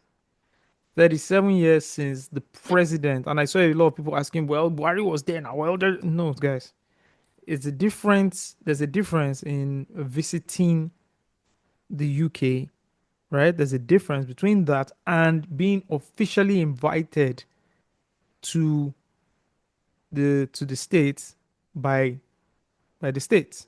Okay, there you would then get to meet the king. Do you understand? Have a state dinner, all that stuff. Sign some deals, discuss on. That's like a proper. So it hasn't happened since 1989. So about 37 years it hasn't happened, right? Bola Ahmed Tinubu and his wife, of course, and a number of dignitaries from Nigeria were hosted by King Charles III, right? You must have seen the pictures, the videos, people outside waving flags, welcoming the president and his dignitaries to different organizational bodies, motivating etc with people, all of that, to the what else happening? A number of ministers, governors, taking pictures, video clips of them, etc. All of that happening as well. And of course, the grand dinner that happened at the palace, long table, a number of people from bank executives to ministers, governors, host of people were there. And a lot of people had a lot to say. Somebody who had a lot to say as well is Chatham House, the British think tank, and in an article on their blog, they questioned whether this visibility-driven policy, foreign policy, has delivered domestic gains nearly 3 years into Bola Ahmed Tinubu's presidency. Also interesting that while the British was showing a lot of camaraderie with Nigeria, Tinubu, King Charles talking about him and his friends having jollof and tea, like a lot of things going on. It feels like it was a warm embrace by the British to discuss a number of things, which we might not discuss because really I just want to read fan mail. I think the fan mails this week are the bomb. Anyways, with all of that happening, it will now be interesting that Chatham House, which I would think will side somehow, with the UK, right? Then put out this article and just breaking it down. The lead here says Nigeria's president's visit is his latest high-profile foreign policy moment on the world stage, but his diplomatic engagements have not produced concrete benefits for most ordinary Nigerians. This was written by Dr. Lina Coney Hoffman, an associate fellow of the Africa program. And I think that sums it up for me.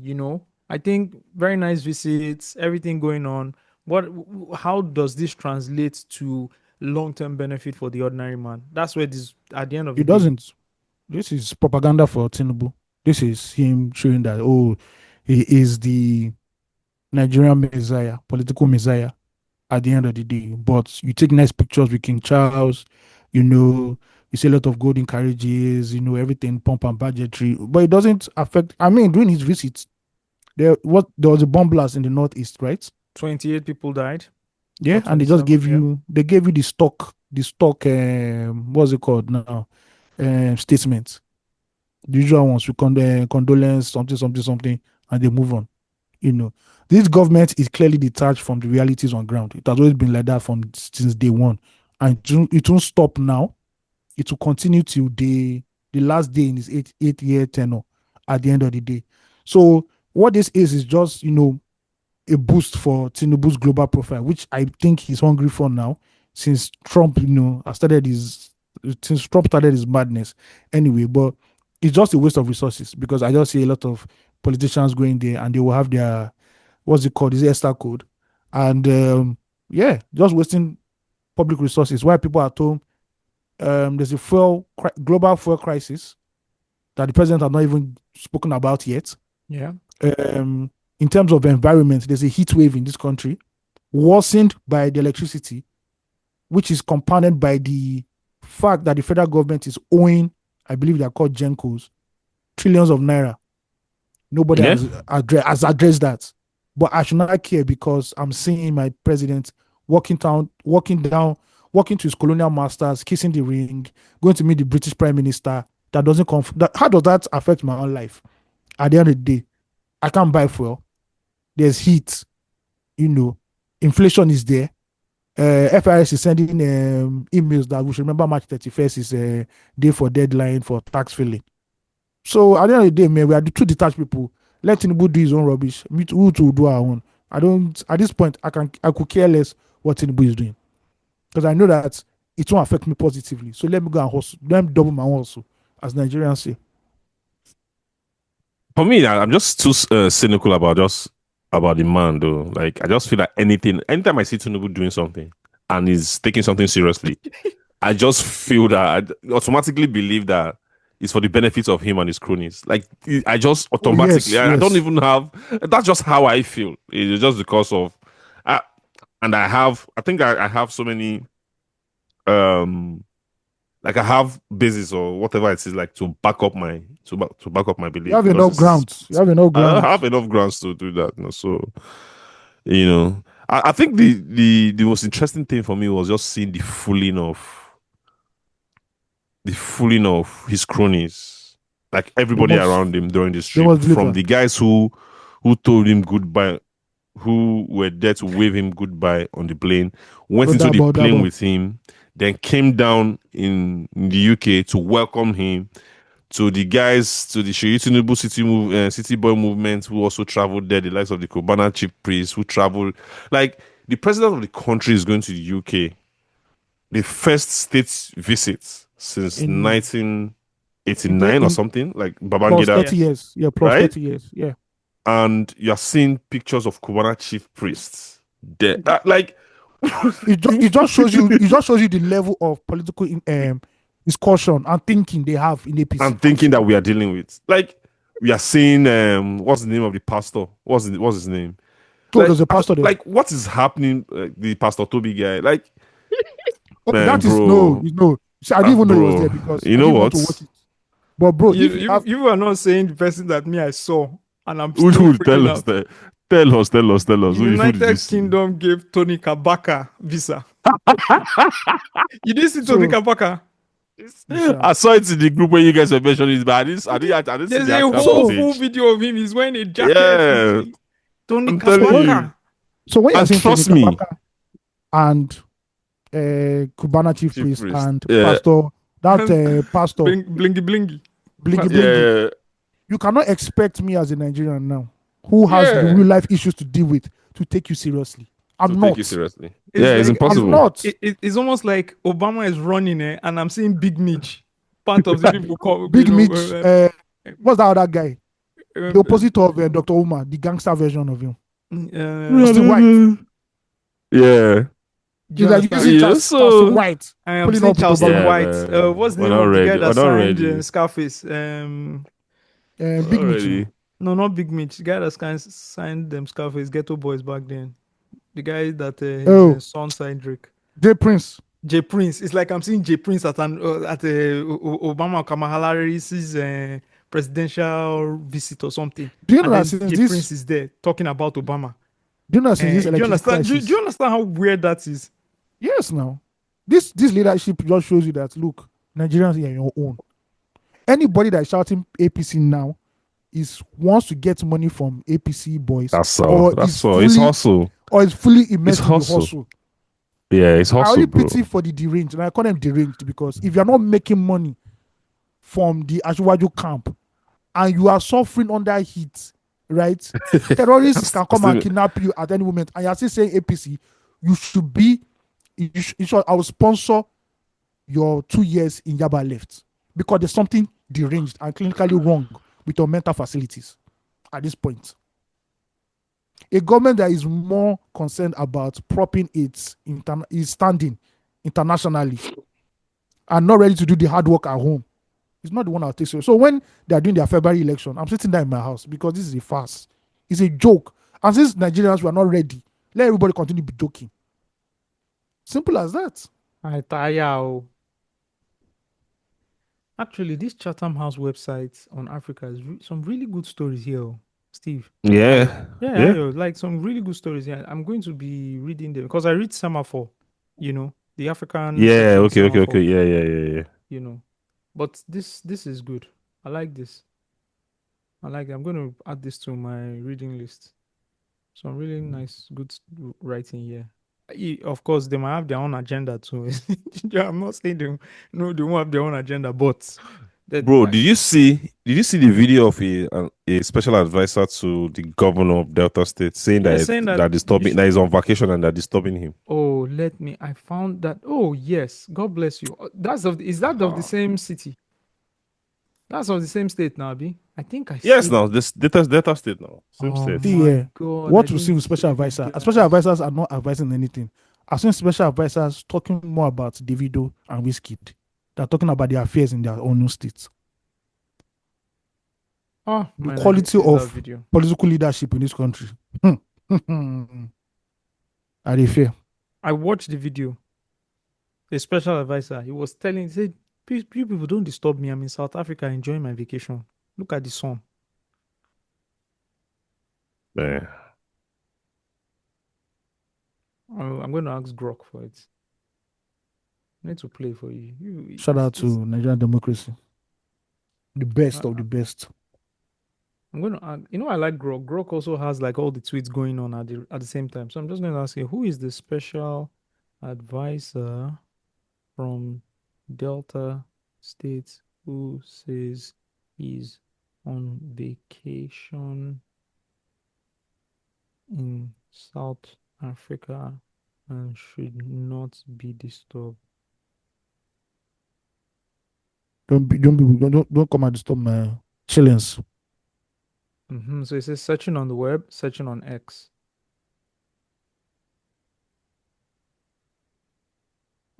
Please.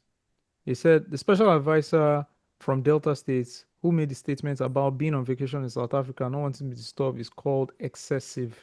From social media posts and viral clips circulating online, he is shown in Cape Town, South Africa, saying things like, "Please, Commissioner of Police, Delta State, allow me enjoy my vacation. Why are you tagging me since I see I just touched down in Cape Town? Allow me enjoy myself in a Bentley."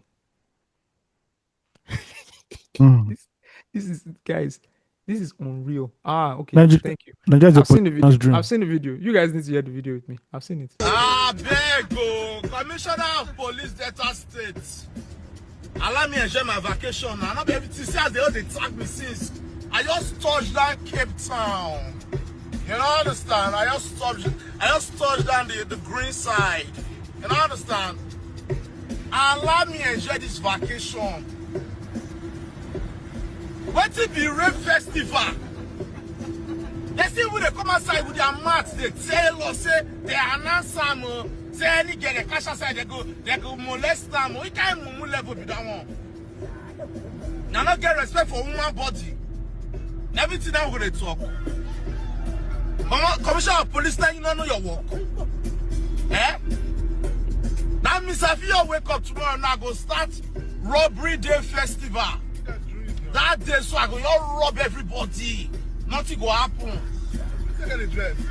Everybody in that act should be apprehended. Now this one there they talk, say, when I know you're not the carry this one and madness they go. Allow me, enjoy myself in a Bentley. Easy man, easy man. Okay, that's it. That's enough. Sounds like a Mr. Jolov skit. Like I'm telling you, it sounds like what we used to be skit. This sounds like a Sabino skit. So this is a special advisor. This guy cannot define democracy. This guy cannot define democracy. His name is spelled excessive. Like, that is XXSSIVE. That's his name. The special advisor. That is what they know him by. Excessive. Nobody knows his name. Referring back to what Steve says, right? This issue, okay, which one is a special advisor? Now that he has made this statement, is there any coordinated pressure from electorates, Nigerians, everyday citizens in Delta State to say, you know what, this guy has to be fired? He has to lose his job for making this kind of statement. Steve just said So- it. No consequence. There's No consequence. See, what There's separates us from a functioning society is that if you fuck up, you are out. There's punishment. There is punishment down to the lowest level. Oh, a building collapsed. Who was the person in the ministry of I don't know which ministry they use now. I Now, can't who are the remember. builders? Who are the builders? Who was No, apart from even the responsible? builders, the state must have approved that this building is safe for humans to live in. Who is that person? That person should also go to jail for manslaughter. Once you start doing things like this, everybody go sit up. It's not hard. Everybody go to sit up. You're right. Nigerians behave the way they behave because they know there's no Because there are consequence. no consequences. There are no consequences now. So you just do it. And because the people that we choose to be our leaders, or we are indifferent about them being our leaders, are also there for personal gain, they cannot ensure that a society functions the way it should be. It's crazy, man. Yeah. It's crazy. It's really, really crazy. I don't know where we go from here. I mean, the president is back. Is back in the country. Let's see. Yeah, it's back now. It's back. It was back for the end of the fasting now. You won't celebrate, with you people. Yeah. No, No wonder I saw policemen on Third Milan. They were sleeping on Third Milan Bridge a day before the president came. What? Yes, now I just noticed What do you that. mean sleeping? So when I was going to the island around 6, I just noticed policemen were on Third Milan Bridge standing. Some were sitting on that, but is it covered or in between? I was like, what's going on? When I was not coming back, like around past 12 or like this thing, I saw somebody sleeping on Third Milan Bridge. I'm like, what's happening? They had to make way for the emperor. to come back to the country. That's crazy. That is crazy. Nigeria, my beloved country. Okay, guys, quick one before we go into fan mail. Have you been following this Jorginho and Chaperone story? Yeah, I just saw it too. I just saw it like they say 30 don't minutes block for before Brazil. this spot. They say it's national discussion in The Brazil. story that has block- gone. Even the mayor of Brazil has released a statement that the artist would never perform in Yeah, Rio de Janeiro. I'm Because going to of read the the- story I for those who I don't say know. mayor of Brazil. Sorry, mayor of Rio de Yeah. Janeiro. Let me for those who don't know, let me catch you guys up on this story, right? You guys know the Brazilian footballer Jorginho, played for Chelsea, plays for Flamengo right now. He says Chaperone. If you don't know who Chaperone is, she's a pop singer. That's the best I can do. She's the one that did call me, pam, pam, ba-dam, banana, right? Yeah, Na-na-na-na, is that not her? Chaperone. I don't know if that's Anyway. how, but she's a pop Okay. singer. That's it. Pop singer, your typical, European looking pop singer. So he says Chaperone security guard spoke to his wife and daughter in an extremely aggressive manner while they were staying at the same hotel as the singer. He and his daughter recognized Chaperone and simply walked past the singer's table to confirm it was her. So apparently, his daughter, he wrote a whole story on Instagram story. That's how this thing went viral. His daughter is a big fan of Chaperone and even had Yeah. a banner saying, I think Chaperone, take a picture with me or something. Or okay, I am watching Chaperone, his daughter. So they walked by, they saw someone that looked like her. They walked by to, and then the daughter then looked to see if it was her. That's how her bodyguard came over, one of the security guys, and then spoke aggressively and started berating the daughter and the wife. The 11-year-old daughter. Yes. Yeah. And approached their table and told his wife that they shouldn't allow her daughter to disrespect or harass other people. He added that the guard said he would file a complaint with the hotel. So Jorginho just put all of that, saying his daughter that is even a fan, why would you harass people like this? Why would you? Bro, this thing has turned to a spectacle. It grew out of It's big. It's big. out of just like Brazil. It's now gone global. First of all, It's global. Brazil is so big and they take things like this seriously. Someone tweeted something and said, having a famous Brazilian footballer post about you not being gracious enough with your fans is probably the worst possible thing that can happen to a pop star visiting Brazil. This shit just Wow. he said, you know what he said? He said this shit just popped up on everybody's phone in the country, like John Yeah. Wick became excommunicado. Yeah. You're fucked right now, You bro. know, everybody got their For life at the real. same time. Like At the same you time. did this, you're gone. I'm reading a Yeah. story now on Vietnam VN. It says, to everyone's surprise, the provocatively dressed singer was denied entry to her performance. The mayor of Rio de Janeiro has banned Chaperone from performing at music events in the city following a conflict between the singer's security team and the family of the footballer Jorginho. J5. You fuck with J5. Do you don't know where understand? you are. She's banned. She's banned from perform. Bro, these are societies that work.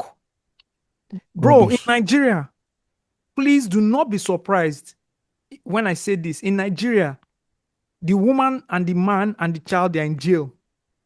Mm-hmm. They've been locked up. They've been picked up and locked up. The promoter will just call the police that this guy is trying to spoil my Yes. show. They've arrested one person. They're They've either arresting the arrested- woman yes. or they're arresting the man. They're arresting somebody. Somebody's being arrested Somebody's been arrested. Anti-gas. just to please and appease the organizer of the show. Somebody has been arrested. You see, and this is Brazil. Brazil is not like the most functional country in the world, but Brazil compared to Nigeria is way too functional. Way too functional. She's banned. You can't act. Do you understand? This is Easy money. They don't. my Maybe God. they talk out too much.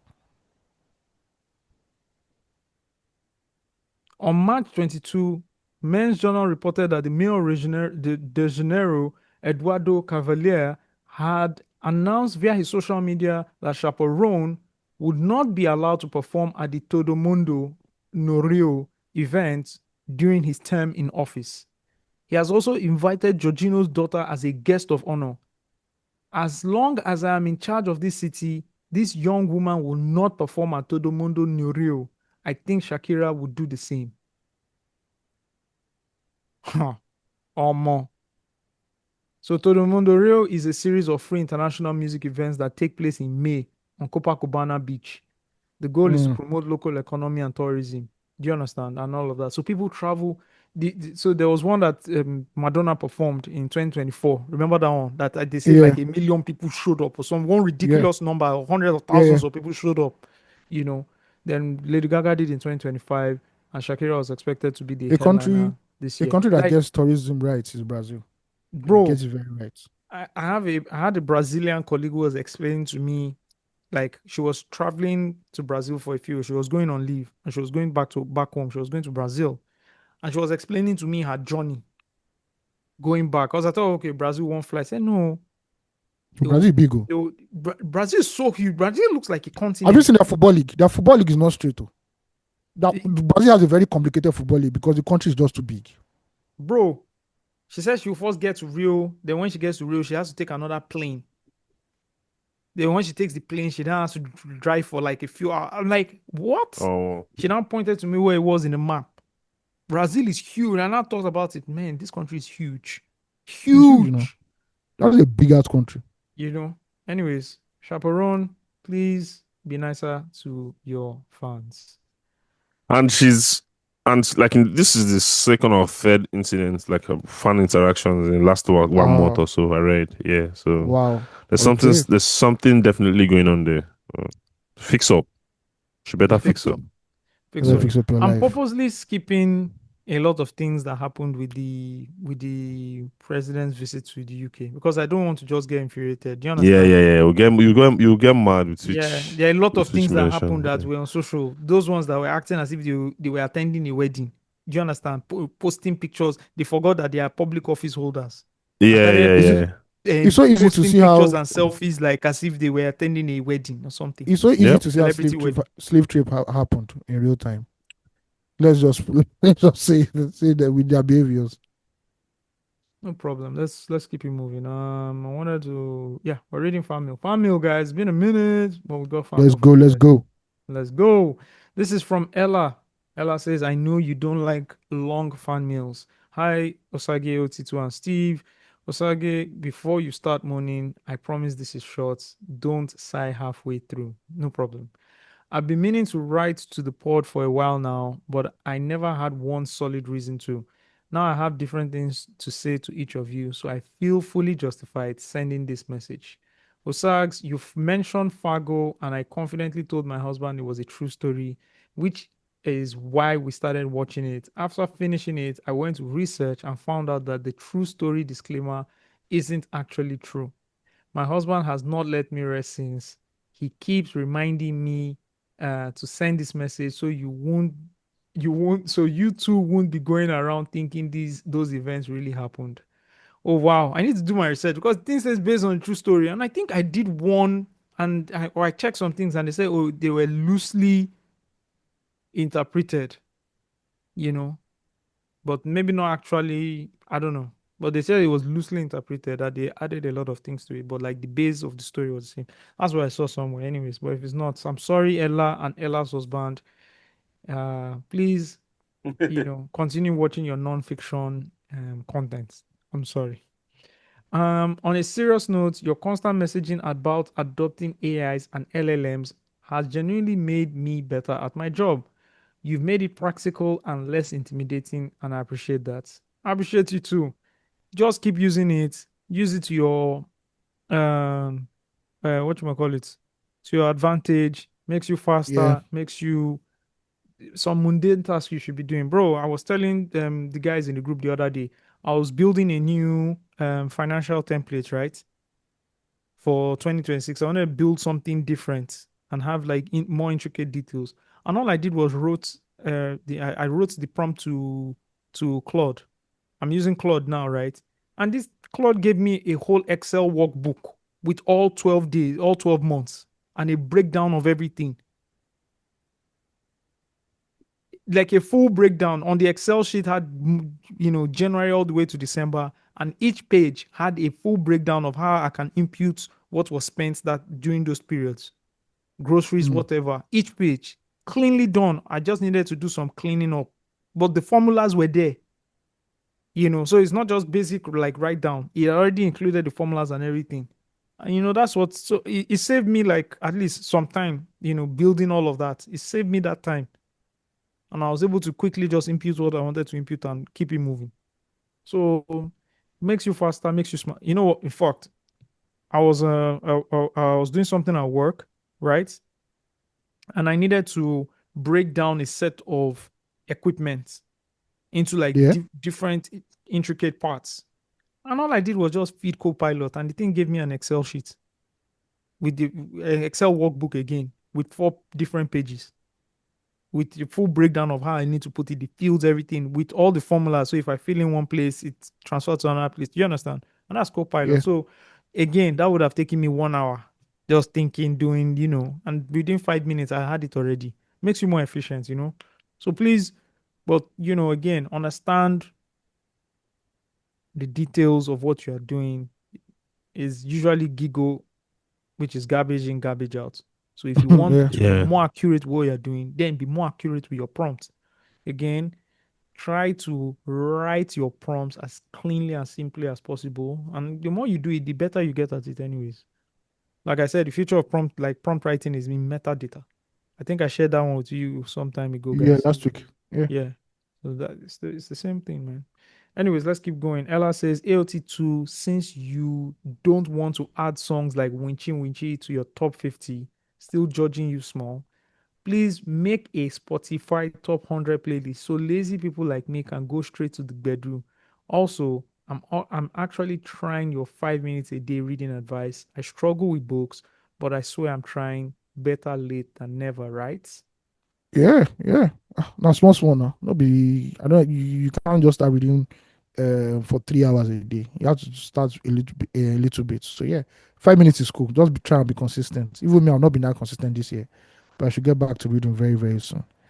As for the Spotify list, don't worry. When I have free time, I'll do it. I will add like 50, so that you people leave me alone, and I have time to go and do something else. There's a lot of people asking you to add songs to that list too. People think this is wifey included. Which song? No, they should just be playing the playlist. Maybe like when she's doing something. I'm like, yeah, this song is not on this list. This song is not on this list. I'm like, you have to add songs to that list too. When people see lists, that's when they start remembering songs. Songs that's when they start remembering this. Songs that they can't remember on a normal day, they just start remembering. All of a sudden. So. Even Daya has called you out in the group that you've refused to add songs to the list. Daya has bigger problems. So. Daya has bigger problems. Blue Co. That won't finish me yesterday. I said the only way I can continue this guy is just agreeing and asking basic questions. After I said, okay, so I said, if the liar was ready to carry it out on me yesterday. Because what did I post? He just came and said, back. I said, okay. Daya, they feel the pain. You see how it was with Amorim now? Let me just be I said, agreeing with that. I said, so you this people is what's were happening. enjoying. Okay, explain to me. I don't know. Explain. I didn't want to chop Koboko yesterday from there, I beg. Oh my God. Okay, Steve, when you said you watch Odumeje for comedy, I nearly died laughing. That's what my husband and I use for after work humor too, especially the remixed versions online. Also, your consistent talk about self-development quietly pushes me to be better. My progress is slow, but I've genuinely improved. Just want to say Your what? My progress is slow, but I've genuinely improved. What? Consistent talk about self-development quietly pushes. No. She said her progress is slow. So I'm emphasizing on the word progress. This guy is using pastor lingo on me. Are you fucking crazy? Guy said, your what? I thought you didn't hear. I repeated it again. He said, your what? I'm like, are you fucking me? Only police Japa edition. You don't even Let's see go. the Let's standard has Yo, increased. what? My progress. Yo, what? what? My progress. Yes, your progress. All right, just want to say thank you. Thank you, Ella, for writing. Ciao, ciao. All the best. All the best. Okay, this is from Ekpere. Ekpere says, Ekpere has questions on AI and Nigeria's elections. It says, greetings and thank you for being a constant voice over the years, even through haters periods and Osag's on and off again. A music in it's yapping me. Actually, it says and Osag's on and off again. A music in time pod. Loose Talk has been part of my routine throughout my 11 years living in Canada. My last email was 7 years ago, and I appreciate the honesty, humor, and perspective you all constantly bring. I'll keep this brief and get to the main question. I wanted to ask, how do you see AI being used or misused in future Nigerian elections? Do you worry about things like AI generated videos via tools like Sora and Sedans being used for fake news, generative AI forging or manipulating ballot result narratives, or coordinated misinformation campaigns flooding platforms like X, which are already functions or which already functions as a digital town hall for many Nigerians? Let's start there. That's a brilliant one. That's a good question. Yes, sir. And some people are looking at it in terms of like pre-election and narrative building, right? Yeah. So I don't know if you remember during the Jonathan time when Buhari was contesting, there were these photos of an emaciated looking Buhari in the hospital that was circulating everywhere. Yeah. Remember? Yeah, I remember it clearly. You know, it was circulating everywhere that this man was almost dead, was about to die, don't vote for him. There was that whole thing going on, right? Um, there's a lot of pre-election narrative that can happen. It's troubling, I won't lie. But you know what is more troubling? What What is was more that? troubling is how visuals will be used during the elections itself. I predicted that also. It's going to People be will take used. pictures, people are going to take pictures of results written, but they are going to see different versions of that picture that they took. One says Yeah. 57 votes, the other says 14. You will see 157, 1,400.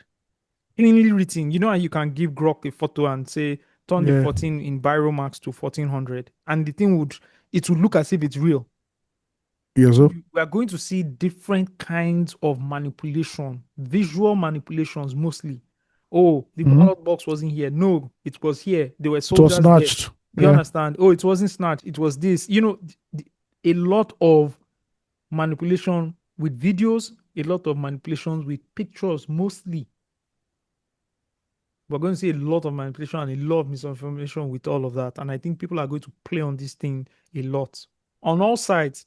But there will be the most side that will do it is the one that are the most keen on Most prone. no, most keen on to power, keen on Yeah, most keen to win at all costs. Yeah. yeah, and the most funded. We're going to see a lot of that. You know, So so that's my own on AI and elections in 2027. I was thinking about this AI and fake news thing, and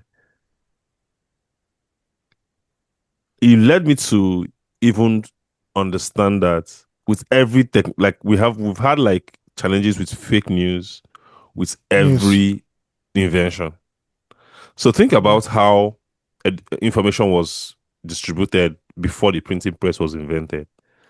From By like word of mouth. well-written, word of mouth, and well-written, like handwritten. So there's a lot Yeah. of effort Text. into like putting together information to distribute. Then the printing press came, giving people like the freedom to go and print.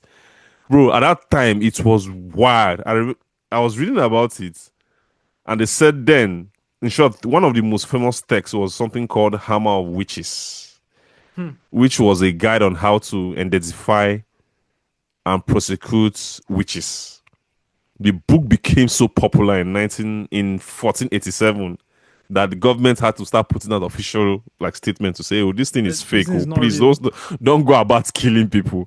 Do you get? Just imagine it as again, like printing press. Yeah, I can go and print something now on the paper I and just bound print it and anything and just sell. yes, exactly. So struggle with this thing. Internet came too, So instead of just going to the printing press and printing and then paying people to go and distribute it all over the country, I can just publish click something a on my button. computer on my phone. And you get. So we've always had this struggle with like technological invention. So and it will continue after AI. Something else is coming. So you know. Just look for a We way to just need battle to it. be able to. I think these platforms there needs to be and I know maybe Europe will be the ones to push for it because they usually push for stuff like Zero this. first. Yeah. Yeah, Euro zero first, first. yeah. They'll Yeah. push for something saying if something is AI generated, whatever platform is the thing is being put on, the platform should be able to detect it and say So AI. the sense is fake, exactly. Yeah. Yeah, yeah. Maybe in the source, like there should be like in the source, like when It should you be are in the creating the metadata, content. but they will It should Yeah, be now the it should be in the tag. metadata. So for you but to provide sources, stuff like that. they will now design the platforms in a way where you see AI generated, maybe on the platform, not on the On the design platform. itself or something. They will Yeah, do it it's because that's true. where Zero. eventually you get there. Is Europe that usually leads this conversation. Yeah. It's true. Europe Yeah. pushed for USB-C across board for everything. Yeah. Yeah. You understand? They say, what is all this? You are this kind of All these charger, this cables, kind of cables, charger. I beg, No. everybody. Everybody USB-C for power and for data. Everybody USB-C for power and data. That is crazy. Um, where are we? Where are we? Where are we? Yes, let me continue with Ekpere's fan mail. It says also, I'm curious about your thoughts on Elon Musk's recent pivot towards moon colony ambitions, especially after years of selling the Mars vision. As someone who never quite bought the Mars hype and suspected it partly boosted his company's valuations, I wonder how you see this new shift. To be honest, Ekpere, I have no idea. I've not been following this story. I'm not versed in it at all. I can read it, get it, and come back to you and share my thoughts. But anybody want to share their thoughts on this? Nope. No. So Elon Musk is on sorry. his own pin on this one. It is a bit above my pay grade right now. I've not been not pay grade, but you get my point. Not been following it at all. Anyway, it says before I wrap up, I would love to put you onto an AI company I've been rocking with since August last year. Is Wabi.ai. Okay, Wabi.ai. I genuinely think they represent the future of personal software, not just because I've started building on the platform as a creator, but because we are seeing bigger companies like Google, the Nothing Company, and others gradually move in similar directions. Thank you again for all the years of content, and I hope to email you again soon, hopefully, not another 7 year interval. Yes, please don't be a stranger, Mr. Ekperi. I'm checking out wabi.ai now. It says create, discover, and remix any mini app in minutes. Oh, some serious stuff. Welcome to the era of personal software where anyone can create, discover, remix, and share mini apps, no code required. I see they're also announcing a $20 million pre-seed. Okay, wabi.ai. I'm going to check it out. There's a private beta going on. I'll check it out. Okay, let's move on to the next one. Femi is talking about data portal for elections in Nigeria. Giants, new listener, last year set. Welcome. A listener is a listener. We're all family, we're all giants. You guys don't shy away from calling out incompetence, and that's exactly why I'm writing. Your platform inspired me to build edoncast.com, a platform that lets Nigerians anonymously report polling unit results and incidents on election day. It's launching soon for the FCT area council elections on February 21. That most likely happened. The platform cross-checks what citizens report after official INEC numbers to flag things like overvoting, results inflation, and suppressed turnouts. Think of it as citizens running their own parallel vote counts to check INEC. The name says it all. It don't cast, as in results don't cast, and more recently, proving that live results transmission is very possible.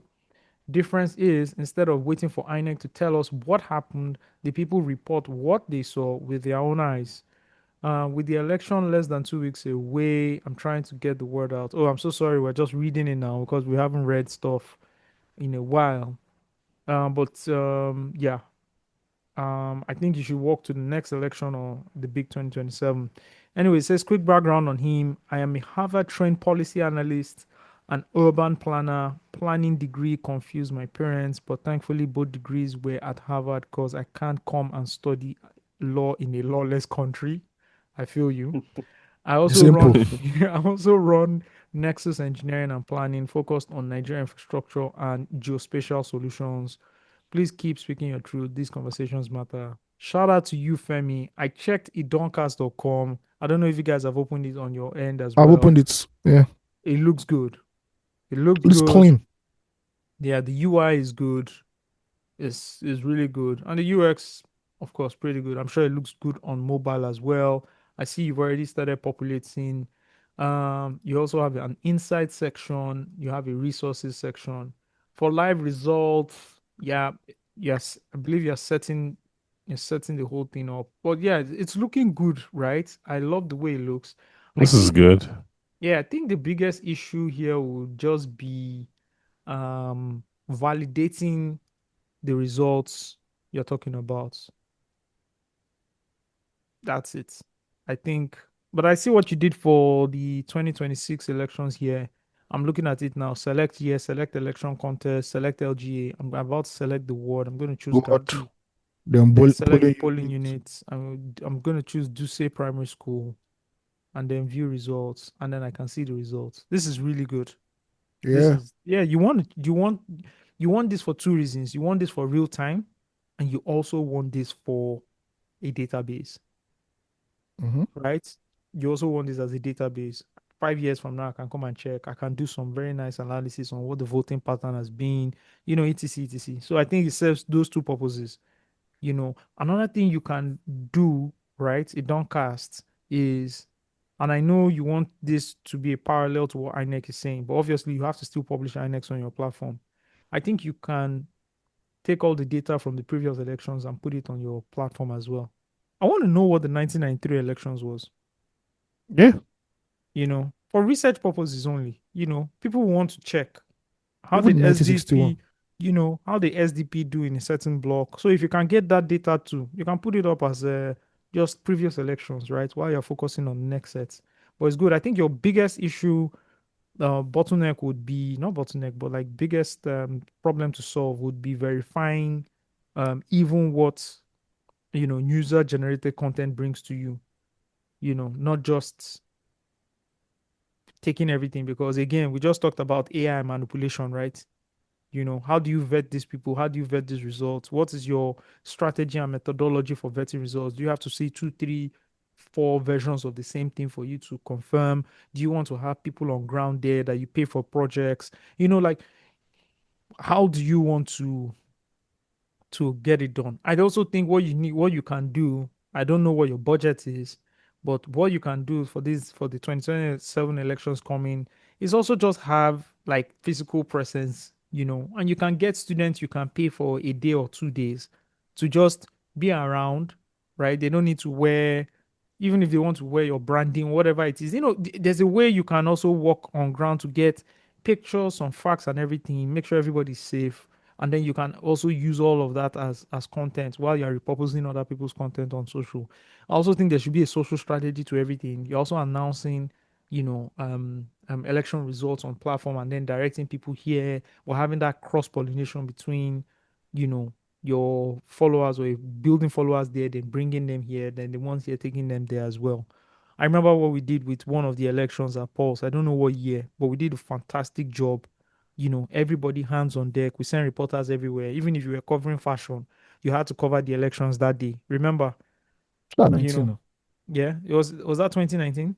I Yeah, know that's what 2019. 2019 was the big one that we did. We also had Yeah. a studio inside. We used to do like live stuff on Facebook, Situation room. we had Yeah. a situation like you have to use media as well to drive this thing and drive some storytelling, have some really good branding on social as well. You can use there's I'm sure you have your design going on as well, but like I'm looking forward to coming here and checking what the results are you know Not a bad initiative, man. Citizen-led initiative. It's not. It's not. It's good. I like it. Um, yeah, maybe one or two other things, but I think so far so good. Yep, so far so good. Wish you the very best, sir. Wish you the very best. All right, man. This is Tayo. Tayo is giving us a life update and relocation advice. Hello, Loose Talk Giants. The last time I sent a fan mail was in September 2023, and a lot has changed since then. I'm now a registered quantity surveyor in both Nigeria and Australia. Yes, I relocated. After working as a support worker for 9 months in Australia, I recently secured my first role in my field as a cost manager with a large construction company. It's been quite a journey. I'd really love for you to speak more about relocation and, if possible, share practical advice with Nigerians who are considering moving abroad. Since getting here, I've met Nigerians who are struggling with visa issues and living with so much uncertainty. Many of them become depressed when they are unable to secure jobs that can guarantee their stay. It's not just about relocating, it's about having stability when you arrive. In my case, I relocated as a permanent resident using my work experience from Nigeria, and surprisingly, it was cheaper in the long run. In total, I spent about 9 million naira, including IELTS, visa fees, flight tickets, and other expenses. The downside was that the process took over 2 years, but honestly, I believe that delay was worth it. With permanent residence, I have access to government healthcare, unlimited work rights, and cheaper tuition fees if I decide to study. Most importantly, there's peace of mind. That stability makes a huge difference. My sincere advice to anyone planning to relocate is this: if your goal is permanent residency, focus on the permanent residency pathways rather than just coming to study. Australia consistently invites skilled tradespeople, painters, carpenters, and other construction workers because the country genuinely needs them. You can either you can enter through a skilled route and later pivot into something else if you choose. And if you must study, be strategic. Don't just pick any course because an agent says it's easy or fast. If PR is the goal, focus on courses like social work or nursing. Those professions will always be in demand. If an agent tells you otherwise, he's lying. Thank you all for what you do with the listeners or for your listeners. You may not even realize how much of a blessing you are. In a time where podcasts are either turning men into dogs and women into objects, you guys bring in the right balance, wisdom, and practical teachings on how to live right. Thank you for always speaking up for the people. Bless. Thank you very much, Mr. Tayo. Well done, Mr. Tayo. That's Chilling quite a in. journey. Well done. Well done. It's an amazing journey. You find yourself It somewhere is. and you're just thankful to God for, bringing you this far. It's a scary Yeah. journey to go on. I've done Bro. it. You've done it. I remember the first time, we flew over and everything. And, I was looking at my house that I was going to be living in. I'm like, this is it. I'm telling you, bro. Like This it's is it. I looked at the house. I'm I went thinking about upstairs. it. Yeah. And I said, okay, this is it now. There's no, okay, after here, I'm still going back home. You understand? Yeah. Oh, this is it now. So we need to make it work. What next? It's true. I think the house, looking at the house, I came in, opened the door. I'm like, what? So all of a That's sudden, it. this is where I'm going to be staying. Then you just drop all the load and Yeah. wifey What? makes something on the day and then you guys Yeah. eat. Then the next day you're staring at all What? the bags and you know that these things need to go somewhere. Yeah. And then you start arranging everything, saying this one will stay here, Yeah. that one will Yeah. stay there. You're buying stuff on Amazon, buying this one, buying that one. I Yeah. remember It's when not you easy. were Steve first travel that night. I think I called him. He was at the Yeah, store. you called The me. I store. was You at were the one store. I was good. big general store like that. It's Walmart. And it I was was at ready. Walmart, And he yeah. what I did went to you? buy bed. That's it. I remember calling you and say you don't land. My Yeah, bed. no more. Shout out to Man, I've not spoken to already this year. What? I just remembered. Already, that's our guy in Yeah, Canada, yeah, our yeah, Lustock yeah. guy. But when we got home, he already ordered food for us. Wow. Like just Oh, that's getting good. after like a 15 hour, more than 15 hour, because we like our like accumulatively, I would say about like 20 hours trip. Mm-hmm. We got Damn. home and there was food. Wow. That was everything, bro. Yeah, yeah. Everything. Oh my god. It's good. It's good The when shout people are out. I'll call her coming in immediately for the after this first time. podcast. I'll call her. Yeah. When people are traveling in for the first time, meeting good people is a blessing. Yeah, it is. It is. It's a blessing. So man, Tayo, we will talk about when we're comfortable enough. I guess we will talk about I mean we just talked about one now. We'll Yeah, just exactly. yeah. And he talked about advising people for permanent residency, blah blah blah. And I think at this point I will agree because of the exchange rate, like paying for school fees abroad, like it's paying It's international crazy. school fees right now is crazy. Like If you're not earning in, even if you're earning in whatever, as long as you don't have the PR, it's expensive. it's expensive. Like bro, like this current exchange rate, it's crazy. Like I'm thinking about it, like for Canada now, you will be like you should be 100 million naira deep. Like especially with family. I'm talking about like people with Yeah, family if you have like two, Oh, three before you even yes. kids. think about it. Yeah, so I think the Which is crazy best case is because just if you have because logically your mind will be telling you if you have 100 million naira, then where the yeah, fuck but are you? that's not how people That's not how think people about think. it. Because for you to even say Yeah. you are getting to that level of frustration and annoyance has already gotten to a place where Annoyance, yeah, exactly. yeah, But it's expensive nonetheless, so it's yeah, the permanent expensive, man. residency route is better, but it But takes a lot of time. A lot of people, the window for a that lot is of people also still very small. exactly. A lot of people still don't have that patience. No, but the Yeah. window for They don't that have is that also very patience. small. You have to be hired. Do you understand? The window for that is very small. It depend on the country anyway. But I think Yeah. what happens to like most people is that they don't even have the patience to wait in Nigeria to go through the process. They just Mm. like let's just go there. Also, We'll just figure also, it out. I think something Mr. Tayo didn't mention that is also happening is that these people that are also going for student visa, you get why.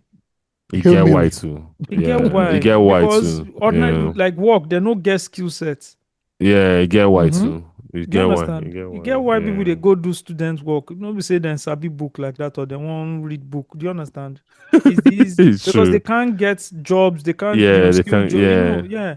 it's So true. it's It's a lot true. going on, but I wish everybody the best. Yeah, I wish everybody the best, bro. All right, this is from Dr. D.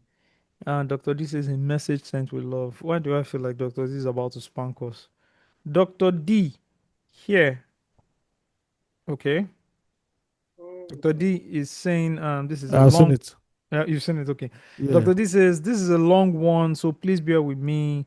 First, I want to applaud you guys on your consistency and endeavor as a loose talk giant since the 1.0 version.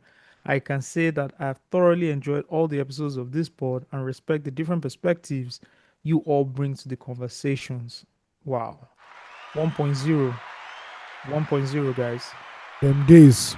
1.0. Anyways, it says I particularly appreciate the segments on music and music history as it is important to share the stories of the illustrious heritage of Nigerian music.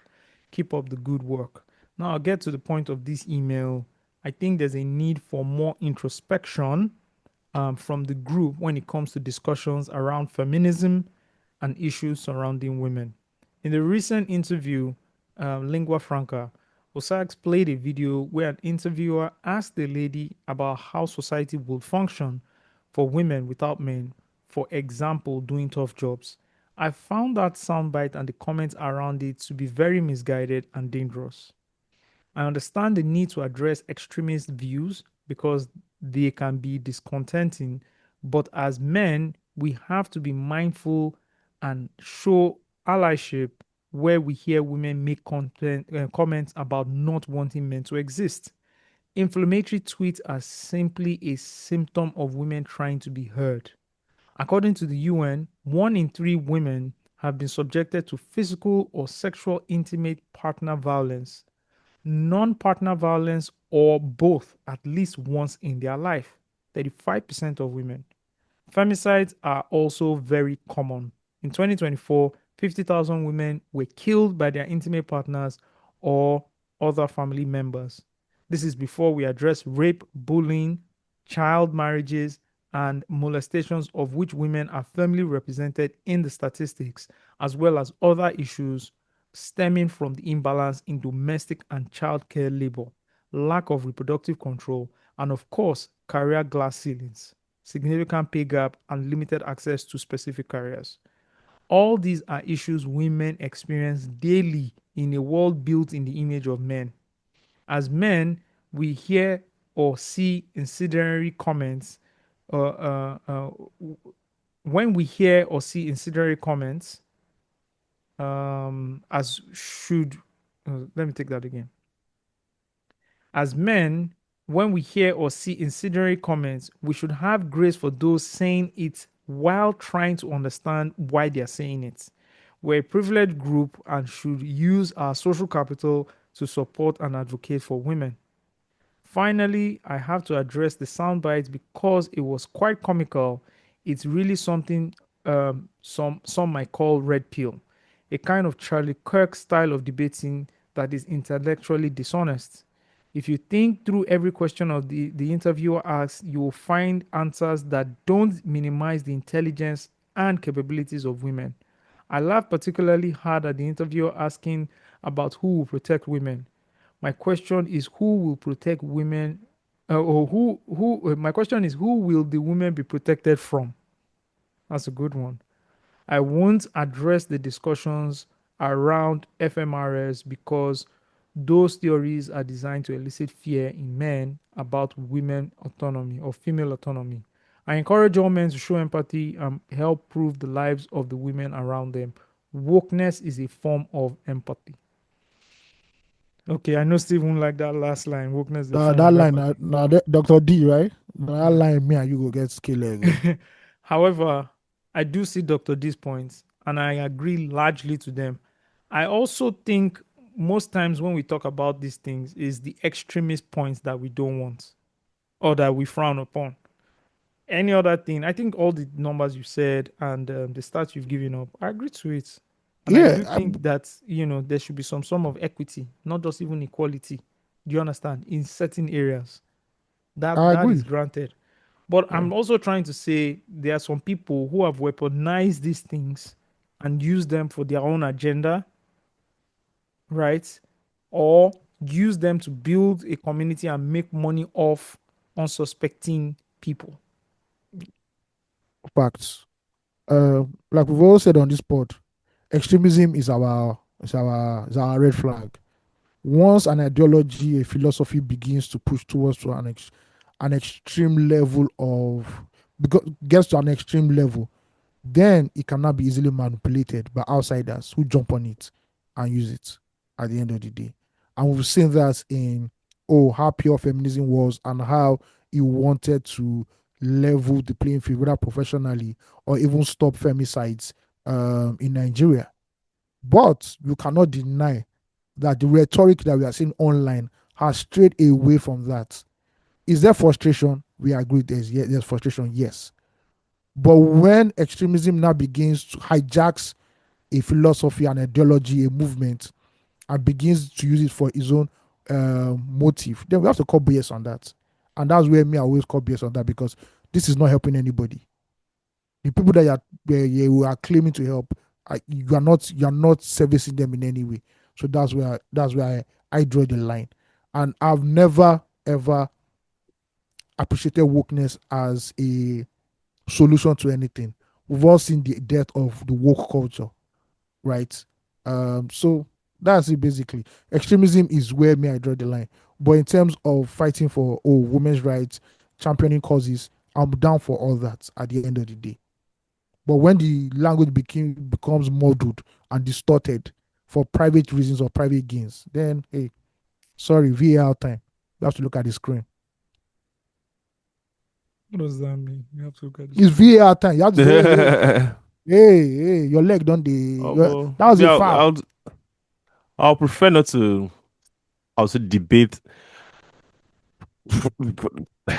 What's the name of the person that emailed? Like, it's an emotional reaction, right? And you have every right to be emotional about it, but you've also fallen into that trap of oversimplifying conversations, right? Just because you're emotional, like saying things like, "Oh, like why protect women from what?"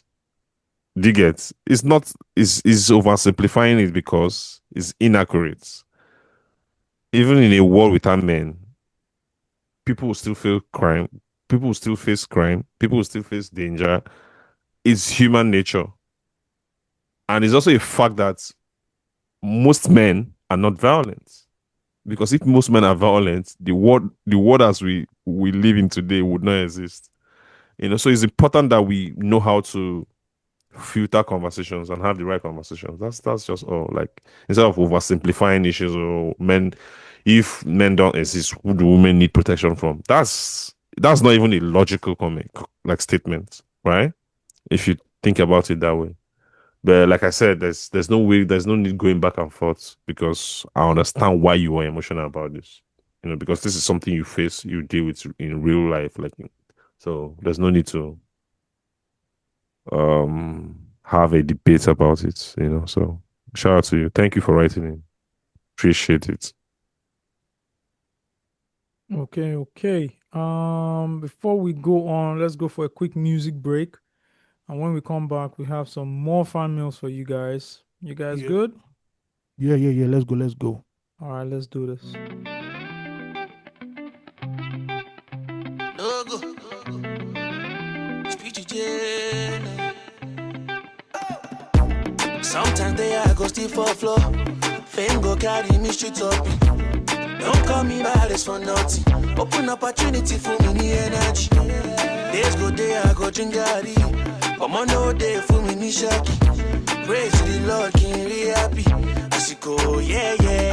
Call a room, any see why. Come around, anything, you pay worry, wow. Bodolo, Sharajo, Botanica, Sharajo, Adani Waye, Wakami Moshe, baby, so cute, as I go, I'm begging you, Papa, oh. Don't want me smoking my shit on you. Go to me, mata come you and penny mobe oh. Father, help me. So I say, nobody my Jackie, when I'm great, don't let it get to my head, yeah.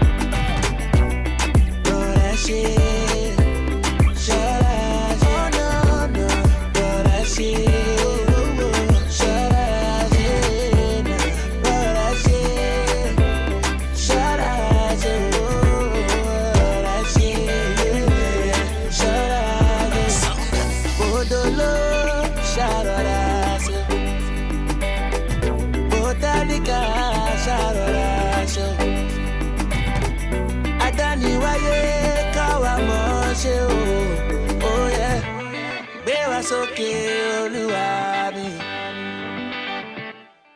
Yes, y'all. We are back. We are back. That was Mologo and Adekunle Gold Rorashi, which translates to English translates in English to thread softly. I love Mologo a lot. Logo.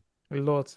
So Bad man. couple of videos he's been putting out on Twitter talking about, his life, Yeah. how he made money, how he spent money, how he wrote some rec. I didn't know he wrote Mr. Easy's in London Town, right? Yeah, I was surprised about that one. Yeah, I didn't know. That's one of my big Mr. Easy records. I didn't know he wrote the hook of that song. Anyways, let's get back to fan mail. This is Lukman from Lukman. Lukman says, education is a right in Islam. Good day, Giants. I'm Lukman. I hope you guys are doing well. I would have loved to write in after the episode where you talked about Afghanistan's Minister of Education stopping females from going to school, but I wasn't able to. Osagie mentioned something like the religion does not want a male doctor to attend to a female. Imagine if there's no female doctor, a pregnant woman will lose her life in labor. However, that's not Islam. Being Arab does not automatically make everything one does 100% Islamic. We are all human and flawed. An Arab with an Islamic name can still propagate what is not truly Islam due to a lack of knowledge.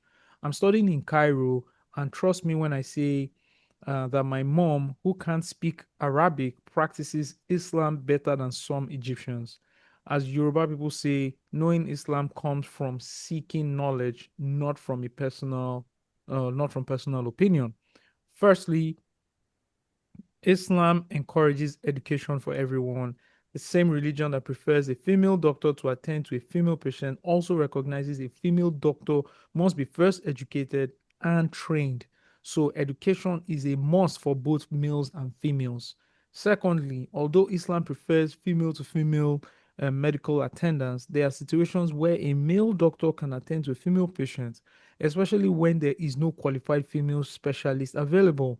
Islam seeks to avoid improper seclusion, which is why certain guidelines exist. In such cases, a husband, parent, or nurse can be present if the examination cannot be done openly. Islam does not only value lives but places humanity above everything. The Quran says in chapter 17, verse 70, we, that is in bracket God, have certainly honored the children of Adam. It does not single out Muslims, it speaks about all of humanity. If a country denies female education, something should be done about it. Human rights bodies should be involved because it is not Islamic, it is inhumane. Thank you very much, Lukman, for sharing, just giving us some more insights. None of us are Muslim on this pod, Shut up, bro. obviously. But yeah, I see what you're saying. Point taken. Um, yeah, that's it at the end of the day. And I get his points. Different regions would then take on different cultures and then Yeah. infuse their cultures with the religion. And then, you or we that are not part of that religion, I'm not 100% consistent with all like the rules and laws. I start to see it differently because one what you call it, one culture has infused their own cultural values with the religion, and then it looks as if that's the religion because it seems like to be the most pronounced with these extreme views and takes. But I see your points, and point well taken. Let's move on to Miriam. Miriam says, thank you. Loose talk has meant a lot to me. I hope you guys are doing well. I'm writing to see how happy I am. I have found Loose Talk. I genuinely love how you break down your issues, and the podcast has helped me understand social political conversations in Nigeria more clearly. Beyond that, it helped me feel like myself again and kept me company during a lonely period. For context, I am a University of Ilorin graduate. Round of applause, first of all, for going through all that hell. Osags, I see you, bro. I graduated in 2019. It's like it's in that hell. I'm just joking. There are worse places. I came to Europe on an Erasmus Mundus Master Scholarship in 2021. LOL 2020 was NYSC. See you, NYSC. See you. See your life. and I have already begun my scholarship applications. After my scholarship program, I went through a really difficult period. My visa was expiring. I faced a lot of rejections while applying for fully funded PhDs, and at one point, I didn't have stable accommodation. Listening to you guys helped me manage depression and keep going. I'm grateful to say I'm currently doing my PhD in Belgium. Round of applause to you. Woo! Before I arrived in Europe, I lost my dad to kidney disease. It's still painful because he passed away just 8 days after I told him about my scholarship. He was so happy and he had pushed and supported me to apply even after a year of trying. What makes it harder is that he was scheduled for a kidney transplant 2 months later. He had been battling with the illness for over 2 years and went through multiple surgeries due to complications. The whole period made me see up close how brutal healthcare can be in Nigeria if you don't have substantial resources.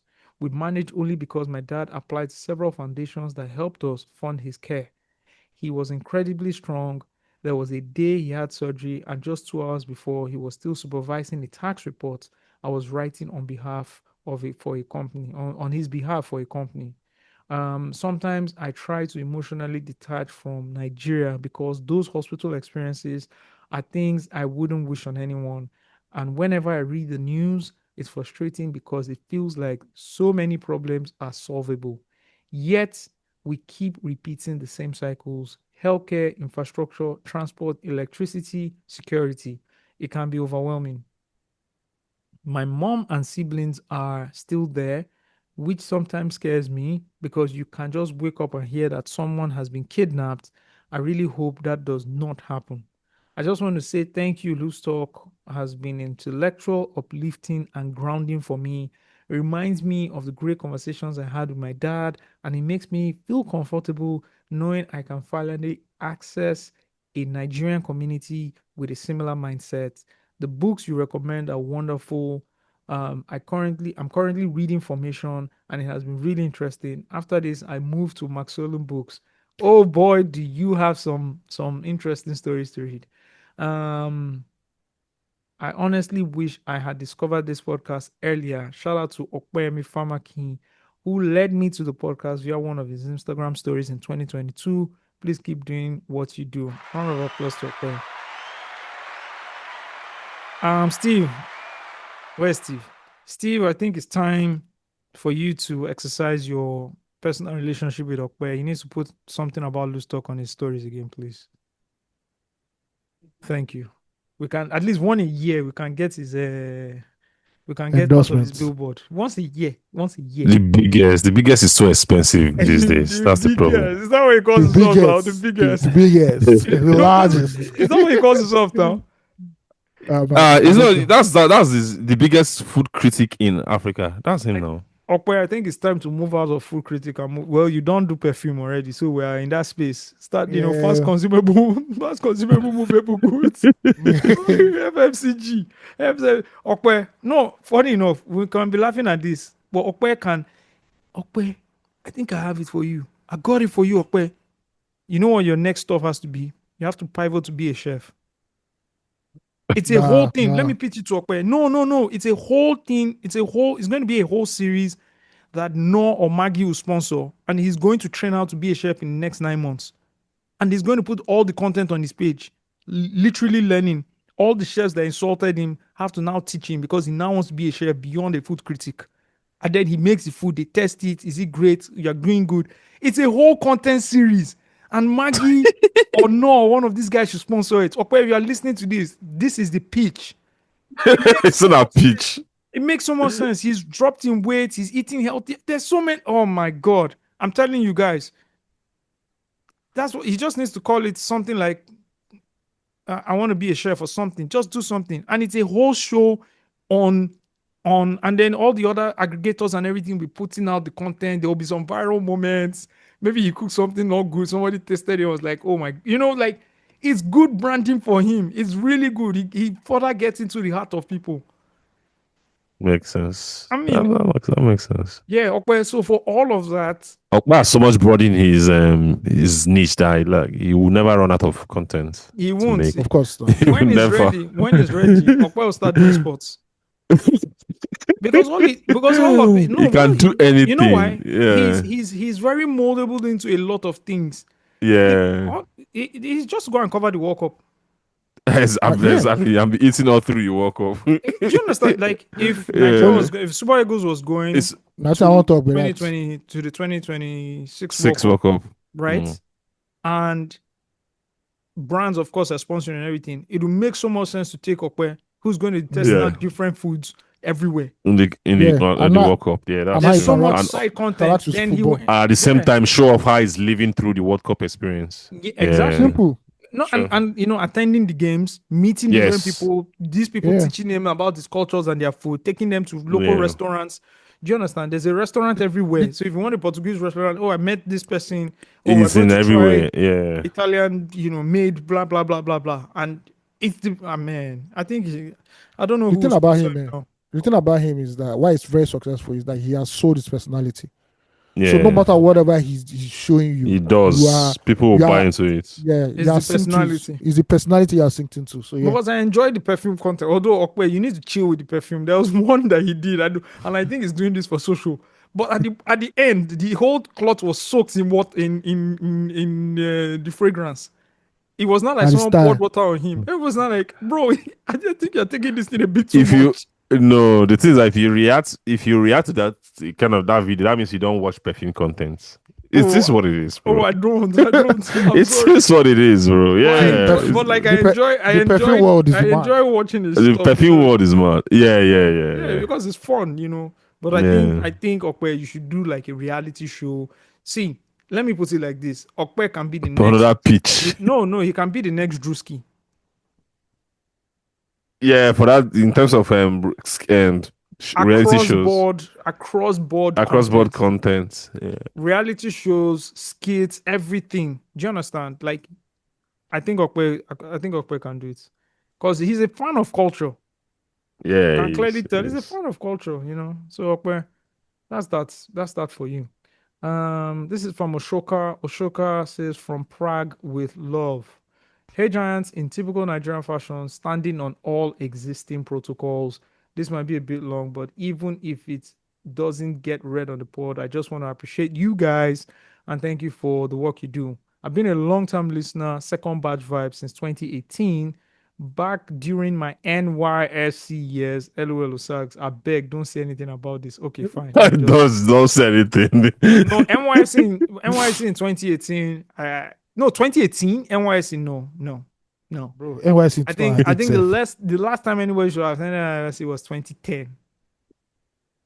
Let's just shift it to when I did my own 2011, 2011, 2012. Mayday, Yes, the catchment area. Exactly. Mayday catchment area. Yeah, actually 2011 because But mine is different because I came to Lagos. I fought to do my NYSC in Lagos. So because I recognize the significance. Okay. Anyways, I started listening to the podcast on SoundCloud because of Lagos's miserable traffic on my commute to and fro work. Shout out to Lagos traffic then. Oh my Well god. done. Especially if you're driving. First, I want to say that Osagie's attack on NYSC are valid. Thank you. But for some of us, NYSC genuinely became a pathway to employment. Okay. Thank you to Steve.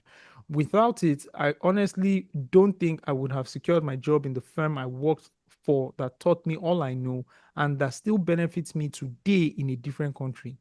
And I know I'm not alone in that. For some, it gave us a chance. However, I acknowledge that it's 1% of us, Sha, which is okay. That acknowledgement, we just acknowledge, I do okay with them. Because, of course, do you understand? A youth service call done the right way. Do you understand? Done the right way should have serve benefits. You. Should have benefits. Yeah. That's the whole point. When they assign some people into these towns or villages to go and become teachers, they are not teachers, they are teaching assistants. They are meant to be taught the whole process. They are meant to live there after 1 year, educated and smarter in that and become role. better. Yeah. Do you understand? That's the whole point. But what do?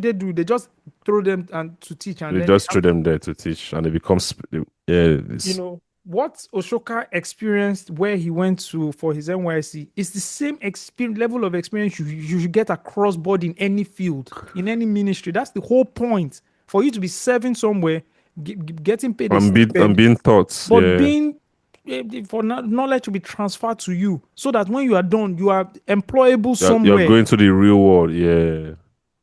True.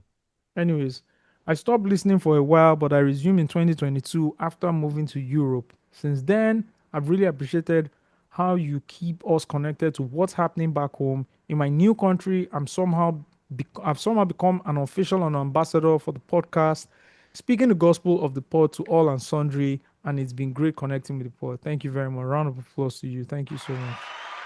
One thing I deeply admire is the camaraderie. You and this you just be tongue twisting me all the time. Anyway, the camaraderie between you guys at a time when a lot of male-led content feels like red pill nonsense. This pod has always been a breath of fresh air.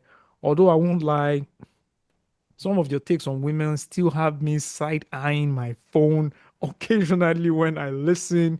Case in point, some takes in the retaliation to shake it to the max, even though I do not support her. Okay. All right. Your From Lagos with Love episode is what finally pushed me to write this. I wanted to send a fan mail for years, but it's been really special reflecting on how long I've listened and how much I've grown alongside the pod. It's wild to realize how much you've shaped my music taste and cultural awareness over the years. I love how deeply rooted you are in music and Nigerian pop culture. That's what drew me in originally, from the iconic "Who the fuck is CK" moment, which somehow became part of a song, to properly selling Alter to those of us who didn't know what we were listening to yet. You guys are pioneers. I first heard about Kalo and Thames from this pod. I attended Thames' very first concert because you mentioned it, and it happened to be close to my office in Ikoyi. When you put us on Mr. Rebel, it was still very underground but already making waves. I discovered Pretty Dio through this pod as well and went to his first concert in 2018, where seeing the full Alter crew, Santi, Kidakos, everyone riding for themselves like that, fully radicalized me. Honestly, the Alter breakout scene was a great time to be young and alive. Please take your flowers for putting us on a beg. On the topic of growth, I'm grateful that this podcast has been a steady part of my life. I'm currently rounding up my PhD and expecting my first child. Wow. Round of applause. If this gets read on the pod, I want to use it as a shout out to my baby because I know she's listening and I love what we get to talk about on the pod every Monday when it drops. Thank you to the lead researcher, Oga Steve Diddy, pop culture custodian, the PCC himself. I added that one. AOT2 and Porter of the Month, Oga Osagie, for consistently showing up and doing this work. Cheers, guys. Cheers to you, Mr. Shoka. Much love, much love, much love. From Prague, we love. From everywhere, from Lagos, we love too. Now I know. Ozo. Now I can confirm that one person voted Osagie for Porter of the Month. The rest of the votes were rigged. We're AI. This is what they use AI. Yeah, for. AI, We've AI, not even, AI, you know, we've AI. not done Porter of the Month for February. We're going to do February and March together. Sorry. Anek don't get funding. No funds. So I can confirm that I can confirm that one person voted for Osagie. Yeah. So the votes were not 100% rigged. Now, please, It when we are was voting, 99% rigged. now, please, before anybody can vote now, they have to upload their BVN and NIN. Together. Yes. I'm not getting all these part Do of goals. you want to use Beavers or electronic? Which one? We'll Electronic find a way. transmission. We'll find a way. Electronic transmission. Oh my god. Thanks for the email, but if they're doing Alter documentary, please, they should just put our name there because the work we did, easy. They will now acknowledge it now, but Chris. we everyone knows what happened. Shout out to SoundCloud Records. SoundCloud Records. Bye-bye. Woo!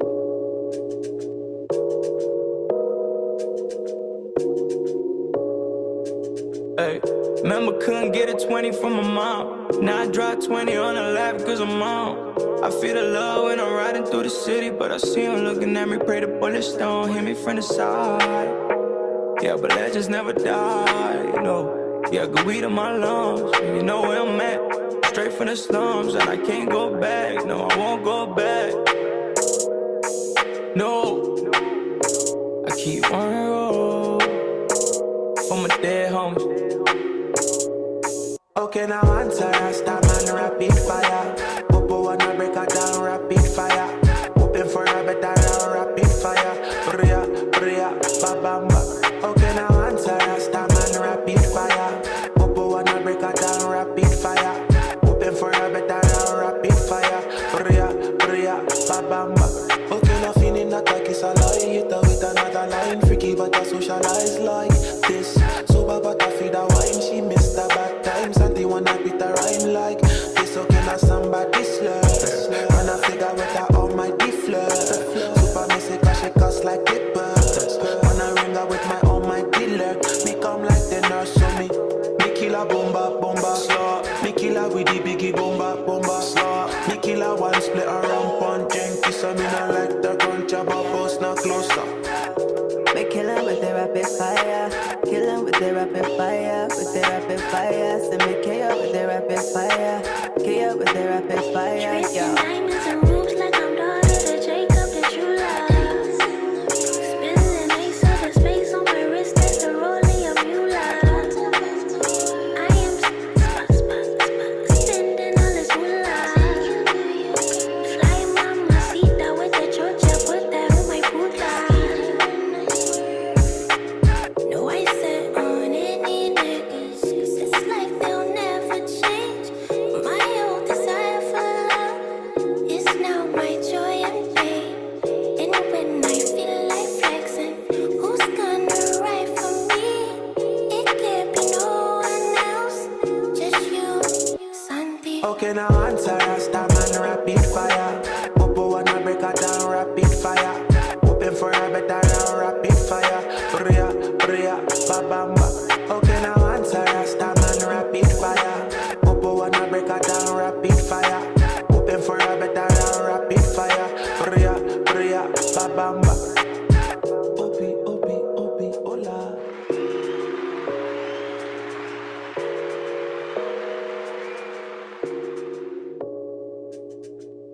Obi, obi, obi, hola. That was Santi Rapid Fire featuring Shane Eagle, Amare, and the beautiful Tomi Agape. Take me back. What a record. Mm. What a record. Tommy Classic. Agape. I remember one Tommy Agape feature on Ice Princess project. She's Was it? amazing. She's an amazing singer. Oh, Yeah. am I getting it wrong? She's an Oh, amazing. let me go and I confirm. love Tomi Agape. Her voice. What did she take on this record? Maybe 2 bars or 4 bars. But it's still Do you understand? today. She just did kill him with the rapid fire, kill him with the rapid fire, with the rapid fire. She's got an amazing voice. She writes well. There was one song I was listening to. I put my stuff on shuffle, like and it was playing a lot of songs.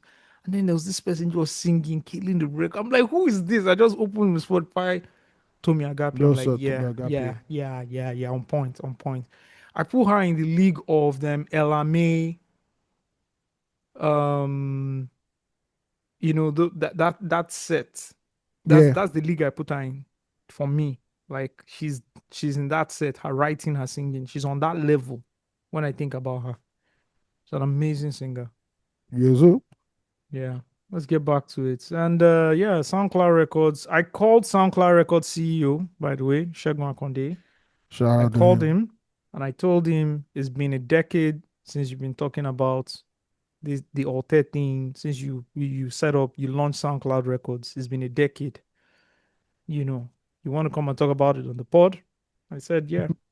Funny He's gonna enough, come and there's talk a about new it. scene that like the hotel scene. I'm sure most of you have started hearing their songs. It's just a recycling of where we were 10 years ago. Yeah, where just a new set. Where independent artists are now the ones they are the ones making daring and bold music, while the mainstream is trying to still figure out what's happening next. Absolutely right. The Wave Kids. That is happening. Oh, while we're playing Sasha's Adara, I thought about this young lady that raps Fimi, and I'm like, if I was Ani and her, I would just pattern her into the new Sasha. Well, I see where you're going. Do you understand? Me, I'm talking from a branding perspective. Oh Every yeah, other yeah. skill can be learned. Like rapping can be learned. Like, Oh yeah, people skill write for you, wise. all those ones. It's the branding, I think, like selling the story is super Yeah. important. Even if you sell it for a short period of time. Cardi B sold her story for a short period of time, then Mm-hmm. didn't know how to make songs anymore. But like that's what's the name of that debut album? Uh, Some what's the okay. something industrial or whatever. I can't remember the name of the album. But whatever it is, right? It's so well A&R'd and done. It Yeah, sounds that like was a a very good commercial of rap album, yeah. you know. So that's that. You're checking the name of the album, forgotten the name. Invasion of Yeah, for us. Privacy. Invasion of I knew there was something I got it privacy in my about head it. before you said, yeah, Invasion of Privacy. Good album. Anyways, let's move on to Dominic Oblis, writing from Anambra State. Dominic is Woo asking, woo. talking about the Eastern drill and the direction of Nigerian hip hop. I really Damn. appreciate the depth and range of conversations you have on Loose Talk. I enjoy how you approach culture, politics, and music with context rather than surface reactions. It makes the discussion feel layered and necessary. I wanted to contribute a thought about Nigerian hip hop. I've been paying attention to the Eastern Drill movement, and I think it deserves more national conversation.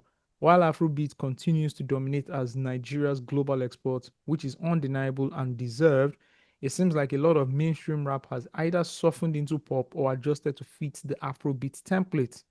But Eastern Drill feels like resistance to that shift. It's raw, it's regionally rooted, it's unapologetic in accent and delivery, and very grounded in lived realities. I love that, right? It reminds me of what hip hop traditionally represents: community, storytelling, identity, and grit. It feels like less industry shaped and more moment driven. My question is, do you think Eastern Drill represents a necessary counterbalance to Afrobeat's dominance? Or is it simply another regional subgenre which will continue or eventually be absorbed into the mainstream sound? And more broadly, is Nigerian hip hop evolving or is it being diluted? Would love to hear your thoughts.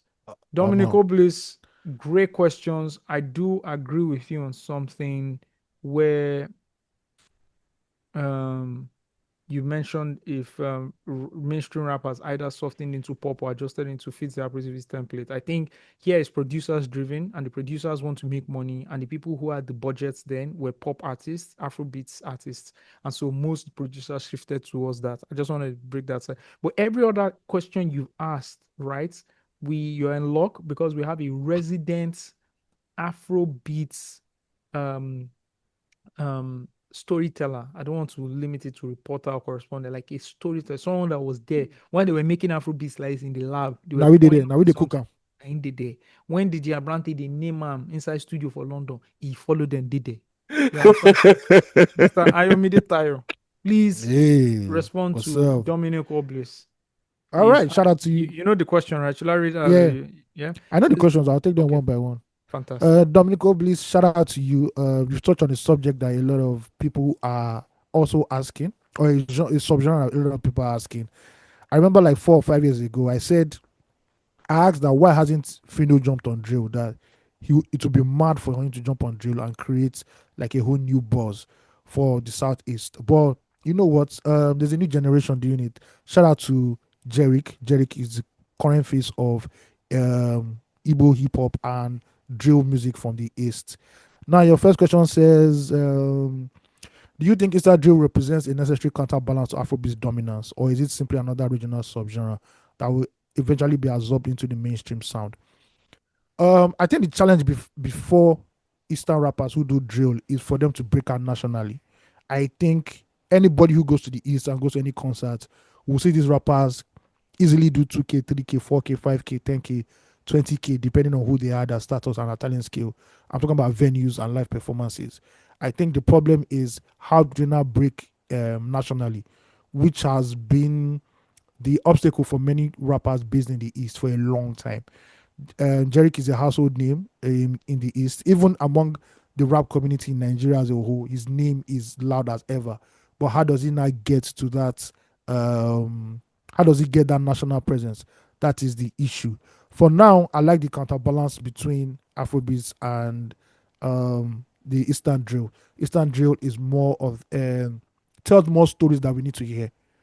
When you listen to Afrobeats, you think Nigeria is Wakanda, which is not. But Eastern drill music is keeping it grounded, realistic, telling us about the sufferings in the country and the realities on ground, which is cool. Will it get absorbed? I don't think it will get absorbed. The challenge with it is can it break mainstream? If it doesn't, it will ride on for a few more years, then it will evolve into something else. Because genres don't really die like that; they just evolve into something else. So I don't think can it be diluted? It might get diluted if it now goes commercial and vested interests now want to exploit that sound for just monetary gain, not for cultural value. That's when DJ Tunes, you know that. He will go and call whiskey. Sir, let's jump on this. When DJ Tunes featuring Whiskey and one of those instrumental about DJ Tunes is so like the guy is so like on it. Like the very guy much sniper. Now very sniper. So yeah, and more broadly, is Nigerian hip hop evolving or is it being diluted? I think it's evolving. I think if you look at somebody like Odumodu Black, I think the evolution, he's key to the evolution, right? Odumodu Black is not like, it's not new. I think because that's Two Shots and Big Low, right? It's so he's, that's what I wanted to say. That's what I wanted to say. He's updating it for a new generation. It's basically what the Easterners were doing for a long time. Putting a lot of Igbo high life melodies into it. Currently, I feel that, I've said it before that the Southeast owns hip hop right now. The Southwest has fallen. There are various reasons why the Southwest has fallen in terms of rap. One, street pop has taken over. You can't tell, you see, Sade, Bad Boy, OML, TML vibes. Those boys the new rappers. Plenty die. They're the new rappers. And the thing is that Yoruba rappers have not evolved or updated their rapping style. I would have thought that, this Mara sound, this DJ YK sound, that is just the beat they're rapping on right now. So they can even enter into that EDM, electro, which we need, because we need that. Then but imagine how look at that and nobody's flipping it into chopping it, sampling it, and turning it into rap. Where is Nigeria's version of Kanye West that should be doing this? Yes. Where are the producers? It's still back to producers. So it's back to the producers because I hear a lot of sampling Afrobeats. Where and I'm are the new hip hop producers? Yeah. Because there's a song I heard. The generations producers did their work. The craft work, the Texillas, the XYZs. Do you understand? They did their work. The best samplers, M.I. Abaga. Do you understand? The XOs. They will chop it up for you. We don't have that. I now see in Afrobeats people are trying to sample. Yeah, I see in Afrobeats people are trying to sample. But you know what you people are doing? You're just playing the original vocals. Or you're just needing an element. I like the guy that sampled who did he sample? He sampled the guy that sampled P-Square. No, not P-Square. There's a guy that sampled the Fuji artist now.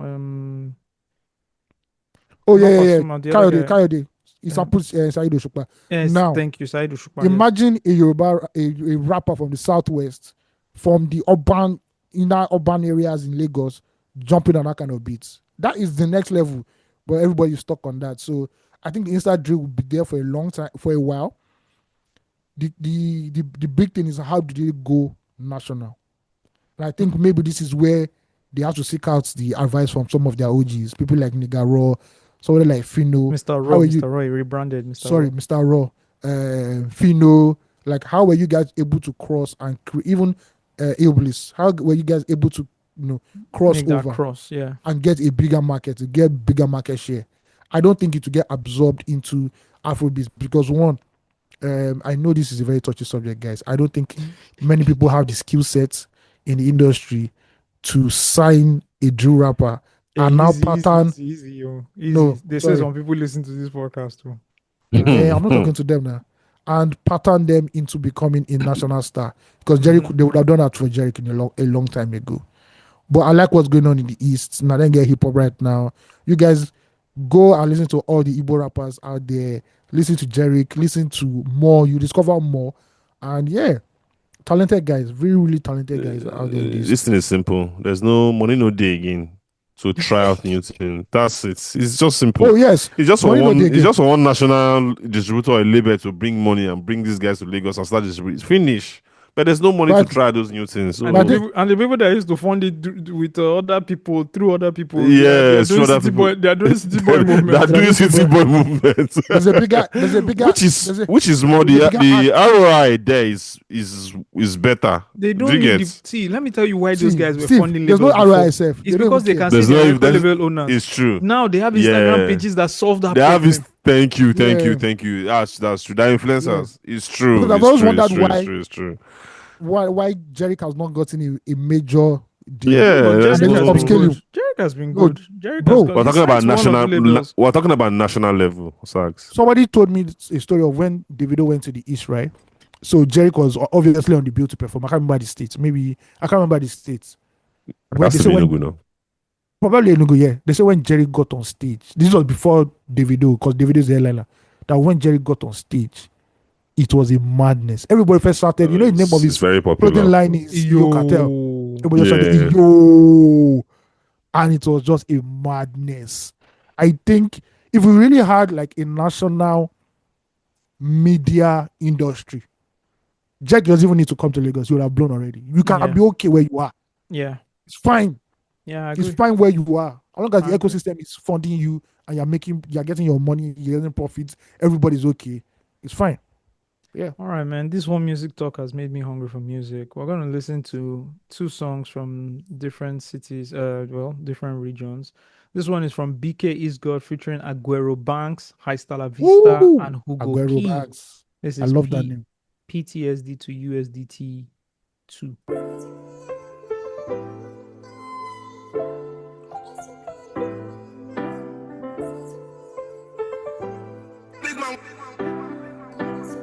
I swear. You hate yourself if you hate. If you don't know where I come from, then you can never relate. I do this for my city, I know say them they feel me. Jesus don't want that to wine. I did turn my PTSD into USD. Yeah, I got post-trauma. The voice in my head, I can hear the sound of a ghost drama. No sleep and no slumber. My therapist, not need the therapy from another therapist. Instead of the only therapy needed right now, but some more numbers. Still on therapy, for the job, me like confession, no ka. Sign I behind these obsessions, ne men na balayoka. I do study rivals, so same people who bulayo. Therefore pull up on you is to drive by your last start, chukwana I come na pavement when your men lift. Ekele baby I sing the statement in plead the fifth. An age maja in case we stalk or torn or rift. I'm ne Nugu road, Okka road, surf man I didn't feet. But I moved out the hood, I turned my PTSD to BTC. With rap, Kanji Wana BBC. Turn my pains to money, tell my mom I'm sorry. Now I'm be faithful, Eka Valley make or EDD. We're turning our pain to Clemente songs and I'm the Osagie with my baby vex. My pocket's the only one getting some PDA. But she know day when I slept on these cold floors for 2 years, I still had nothing good to show for it. Now my bank account be like coleslaw that's creamed up. I'm on Yamski, I'm flexing, whipping my Lexus. Still where I'm at the 6, but it's just VI. All my PZ come with a VI. VIO, don't you propose in the VIOs. Young kings from the taking it to the world, let's see how it goes. Just know you hate yourself if you hate. If you don't know where we come from, then you can never relate. I do this for my city, I know say them they feel me. Jesus don't want that to wine. I did turn my PTSD into USD. If you read for you, man gets a look at BFCC. So for all those gang shit, nigga, just see me when you see me. Nothing can face me, I want flip my pain to USDT. The fucking dream chaser on my skin, I thought they'd be for that trauma. One, it's some dollar. I'm a make clutch player, when I had the ball, come a drawer. Do the show if you glove. One more armor. All the pie in the money, dirt by the spectator farmer. Yeah. Would you told me keep it going? Now depression hits lay moving man. And the ties I'ma keep it rolling till I'm low on top against ceiling fan. Niggas they hate, I don't give a damn. The don't see name, I'm fool guy. Stand up guy, it's boom guy, don't disguise. I'm my PTSD to USDT. All my ups are out here, catching STD. Tell me on TV, you know she farms in me. Tell me on TV, you know she won't free me. Mechu to back Arabani Aki, la de Bukwapuna. Mechu pa the grinder, sapi if wine on a mind that. Easy ABC, TDO skin at a BTC. Tugging, can't you see? Buffing, hauling USD. Ka David Beckham, rumors call some Ruche Beckham. I'm on the radar, Oko City, who they check am. Double the office, him na gota. Marry Joanna, oh yeah, my healer. Where am I help alone, Kalona? Afofo Wabubu Momala. It's all growth, I'm here to rap, lappy for melodies. I'm now known, unbelievers in all fallacies. It's all off, my PTSD, Muta USD. I can't fall, giving up, so now one of my allergies. I know see them, they feel me. Honestly, get attention now, the boy is stopping, Fachi make correction. Vacation in Miami. In every conversation, I'm the one, La Vista Boot, all they mention. You are now listening to Loose Talk.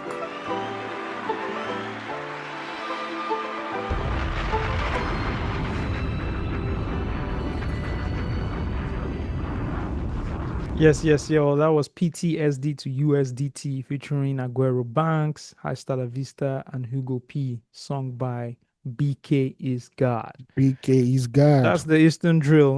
Those are the guys. You know, some of the guys rocking it, man. Some of Yeah. the guys rocking it. Some good stuff. I love Igbo rap, man. You can't listen to that and not say like you enjoyed it. You know, You go, it's bounce, it's he going with the enter, flow. You he know, yeah. enter. You know, I love it, man. Come on. Yes, let's go to our last email for today. Mwaiwa is talking about Ayo's love song Snob plus Oh, wow. plus the mode 9 lyrical debates. Obviously this email came in later.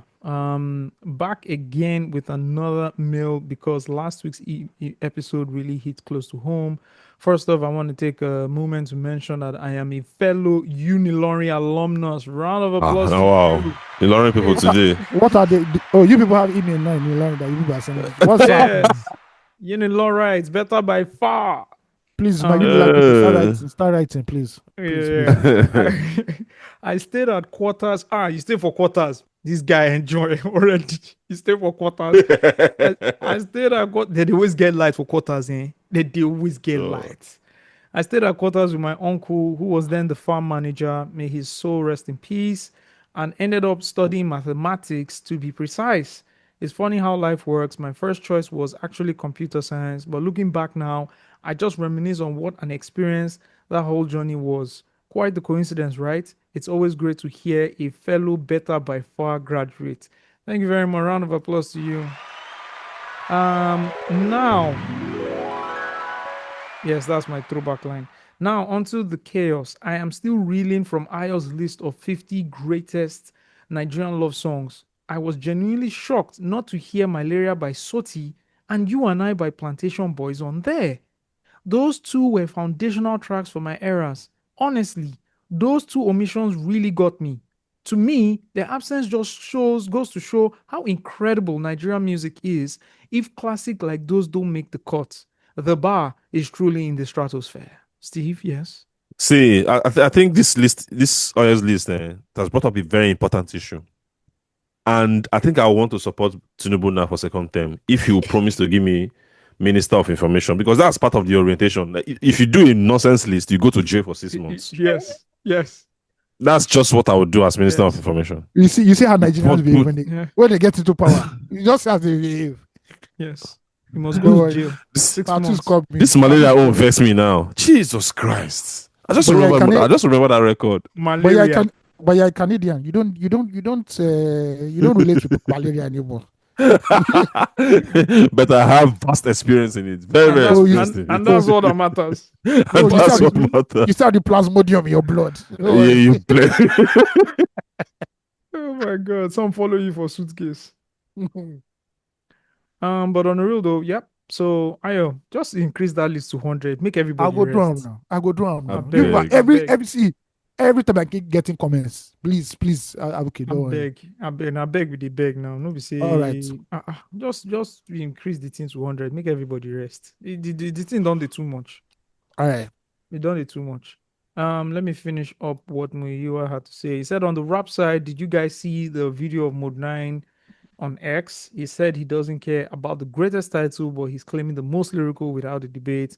I'm 100% with him on this. Mode is top tier. I already know Steve is going to jump and mention AQ the second he hears this, but please, let's call a spade a spade. AQ is a beast, but Mode 9's pen is legendary. Keep up the great work and the heated takes. Always a pleasure listening. Always a pleasure listening from you too, Muayiwa. Thank you so much. We've not talked about it. We'll keep pushing. We've not talked about that whole We've hip-hop talked about it conversation. now. We've talked about We it. did, Oh, but not, okay, we okay, did. okay, No, we okay. did before the thing went bigger again. You know. I did because it went bigger again. Yeah. Then. What do I want to say? What do I want to say? I think people are taking the thing out of context, and I think people are just very emotional about their artist and all that. Monai's claim Yeah. to be the most lyrical is very sound. He can say it. He Do you can say understand? it. Yeah, Nobody he can can say surprise. it. If MI comes to say it too, MI can say it. Lemon can say it too. Yeah. Yeah. You know, anybody can say it. And I like how MI responded to the thing eventually. He turned the thing around and said, the artist that you people are praising at the end of the day, we all need to make more money. The one that he was advertising his company. Agency, yes. His agency. Yeah. Sharp guy. You understand? I know it's better that he does that than he does Yes, what some other he artists does what do. some other artists are doing. Yeah, I agree. You know, some other artists will end up doing something that doesn't even make sense. So for Yeah, me, it's I'm cheesy. like, okay, if you see it that way, then that's fine. I respect that. I respect that. You know, so that was it for me. But That makes sense. yeah, we've come to the end of this show. So many other things to talk about, but we'll see you guys. See you guys. We'll see next you week. guys later above. We'll see you guys. Peace. We're gonna leave with a song, right? Ayo, this is a reminder to do what? To ensure Update your that list. you update your list. Yeah. It's a general saying that African men are not romantic. Not me, man. I'm straight. My name is Zubi and I'm a one-woman man. I got this girl and I'm really in love with her, man. Yeah. I don't know whether or not because she's big, bold, or sometimes stubborn, good looking. But get what she tell me once. Always ring for my head, and it goes like this. I did see you, boy, from my area. Every time I see you, they give me malaria. Each time I pray, hoping to go away. But every time I turn around, I see your lovely face. My friends, they tell me, say, I don't go low. Say, even when I go Chris, I don't go low. Say, the way I did love, say, no be so. Say, even when I kill myself, I don't go low. Wait till you do me, wait till you